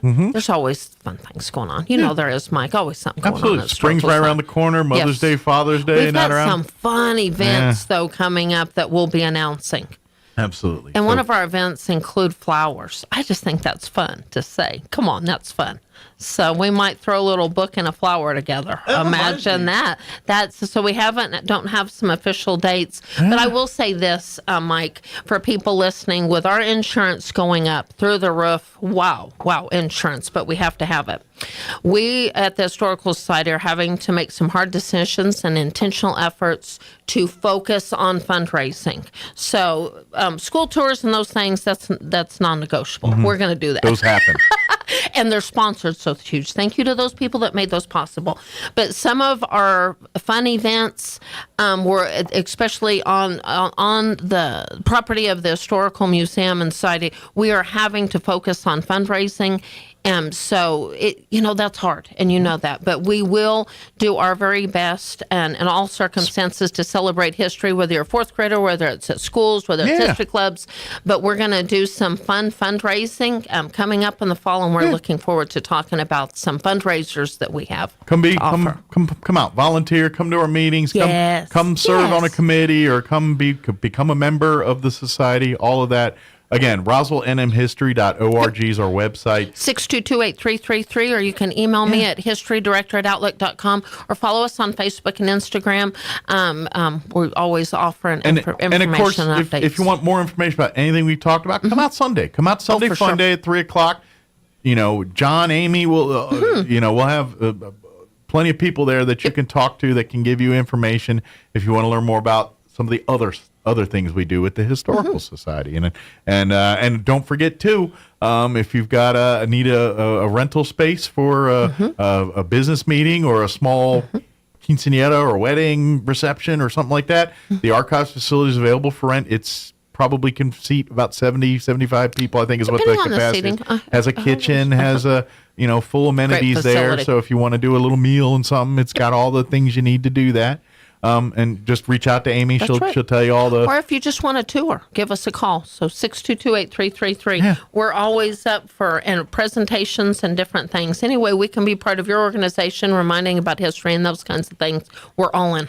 Absolutely. And then, of course, if you want any of John's books or Donna Blake Birchall's books or Elvis Fleming or any of those, Roswell NM History, we got them all there, or just come by. And we've got some books that are limited. So John has mentioned some special books that we have a limited count. We are selling them, so don't put off coming to the Sunday Fun Day and then expect some books to be available. Absolutely. So some books, that Billy the Kid book that we received donations, were limited on that. So come out and see. You can show up and get those golden opportunities. Yeah, absolutely. 3 o'clock this Sunday. Get there a couple minutes early, mingle and hang out. but completely free. Just come bring the family. It's a family-friendly event. That's right. Good deal. Well, thank you, ma'am. Thank you. We appreciate it. We'll see you. I might see you this afternoon, I think. I think so. Take care, Amy. It is 9:55. New Mexico legislative update. Quick break before we go. This is Jason Espinoza with today's Capitol Report. Earlier this legislative session, Senate Bill 9, Create Legacy Permanent Funds, passed the Senate floor on a bipartisan 33-7 vote. The bill creates the Conservation Legacy Permanent Fund, which will be managed by the State Investment Officer. That fund would make annual distributions beginning in fiscal year 2024 to existing state programs spread across 6 agencies, including the Energy, Minerals, and Natural Resources Department, Department of Agriculture, Department of Game and Fish, Environment Department, Economic Development Department, and the Department of Cultural Affairs. These existing programs prioritize land and water conservation, forest and watershed health, outdoor recreation and infrastructure, agriculture and working lands, historic preservation, and wildlife species protection. Several specific programs that will be funded include the Forest and Watershed Restoration Act, the Healthy Soil Act, the Soil and Water Conservation Act, the River Stewardship Program, the Outdoor Recreation Division, and the Department of Game and Fish to support projects and programs for the propagation of game and fish. According to the Governor's Office, the Land of Enchantment Legacy Fund is the product of 5 years of collaboration among a broad and bipartisan coalition of legislators, state agencies, community stakeholders, and non-governmental organizations. For the New Mexico News Network, I'm Jason Espinoza. With the Wall Street Business Report, I'm Rich Thomason. Consumers are less confident for the second straight month as stubborn inflation and anxiety over a possible recession weigh on Americans. The Conference Board's Consumer Confidence Index slipped to 102.9 this month, down from a reading of 106 in January. The Commerce Department is opening the application process for computer chip manufacturers to access $39 billion in government backing to build new factories and expand production. The man credited with inventing the cell phone 50 years ago is optimistic that future advances in mobile technology can transform human lives. But 94-year-old Martin Cooper is also worried about the risks smartphones pose to privacy and to young people. Target reporting a 43% drop in profits, along with a slight uptick in sales over the holiday quarter. The discounter grappling with a slowdown in consumer spending and its own higher costs. For the Wall Street Business Report, I'm Rich Thomason. You've heard of a Four Seasons room, but have you heard of a Four Seasons window? Jennifer here from Trustmark Roofing and Windows. It might surprise you to learn many windows are built to handle only the cold or only the heat, but not both. In Southeast New Mexico, one or the other doesn't cut it.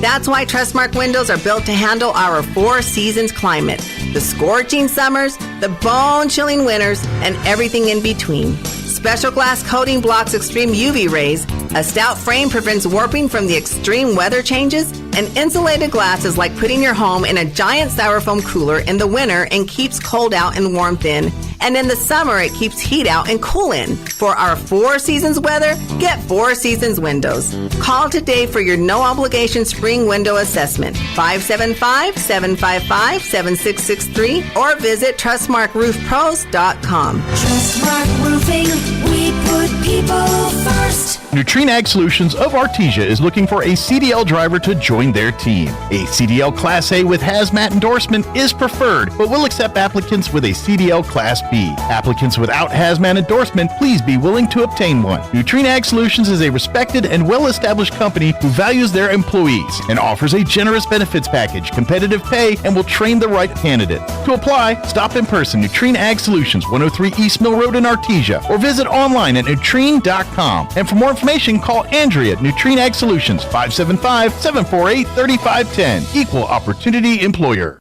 If you suffer from pogonophobia, you would not want to attend a party with the following people: Kenny Rogers, Santa Claus, Willie Nelson, the cast of Duck Dynasty, and 2/3 of ZZ Top. Here's Mike Winters. And we're closing in on 10 o'clock. That's going to do it for us. If you missed any part of the show, check it out at your leisure, ksvptv.com. Click on the Mornings with Mike Winters channel. You also find it there on our Facebook wall as well. Have an amazing day. You're listening to 106.5 Roswell's Talk FM, KEND, Roswell, New Mexico. We'll talk to you tomorrow. Take care, everybody. Breaking news this hour from townhall.com. I'm John Scott. The Supreme Court sent to hear arguments this week about President Biden's student loan debt relief proposal. The president's plan to offer up to $20,000 in federal student loan debt relief for millions of borrowers has faced legal challenges from 6 Republican-led states. Supreme Court justices will determine whether the program is legal or whether the president overstepped his authority. A ruling is expected late spring or early summer. White House correspondent Greg Cluxton. Also at townhall.com, parts of the Northeast gearing up for what could be very heavy snow after tornadoes and other powerful winds swept through parts of the southern plains, killing at least one person in Oklahoma and some Michigan residents facing a 6th consecutive day without power following last week's ice storm. In California,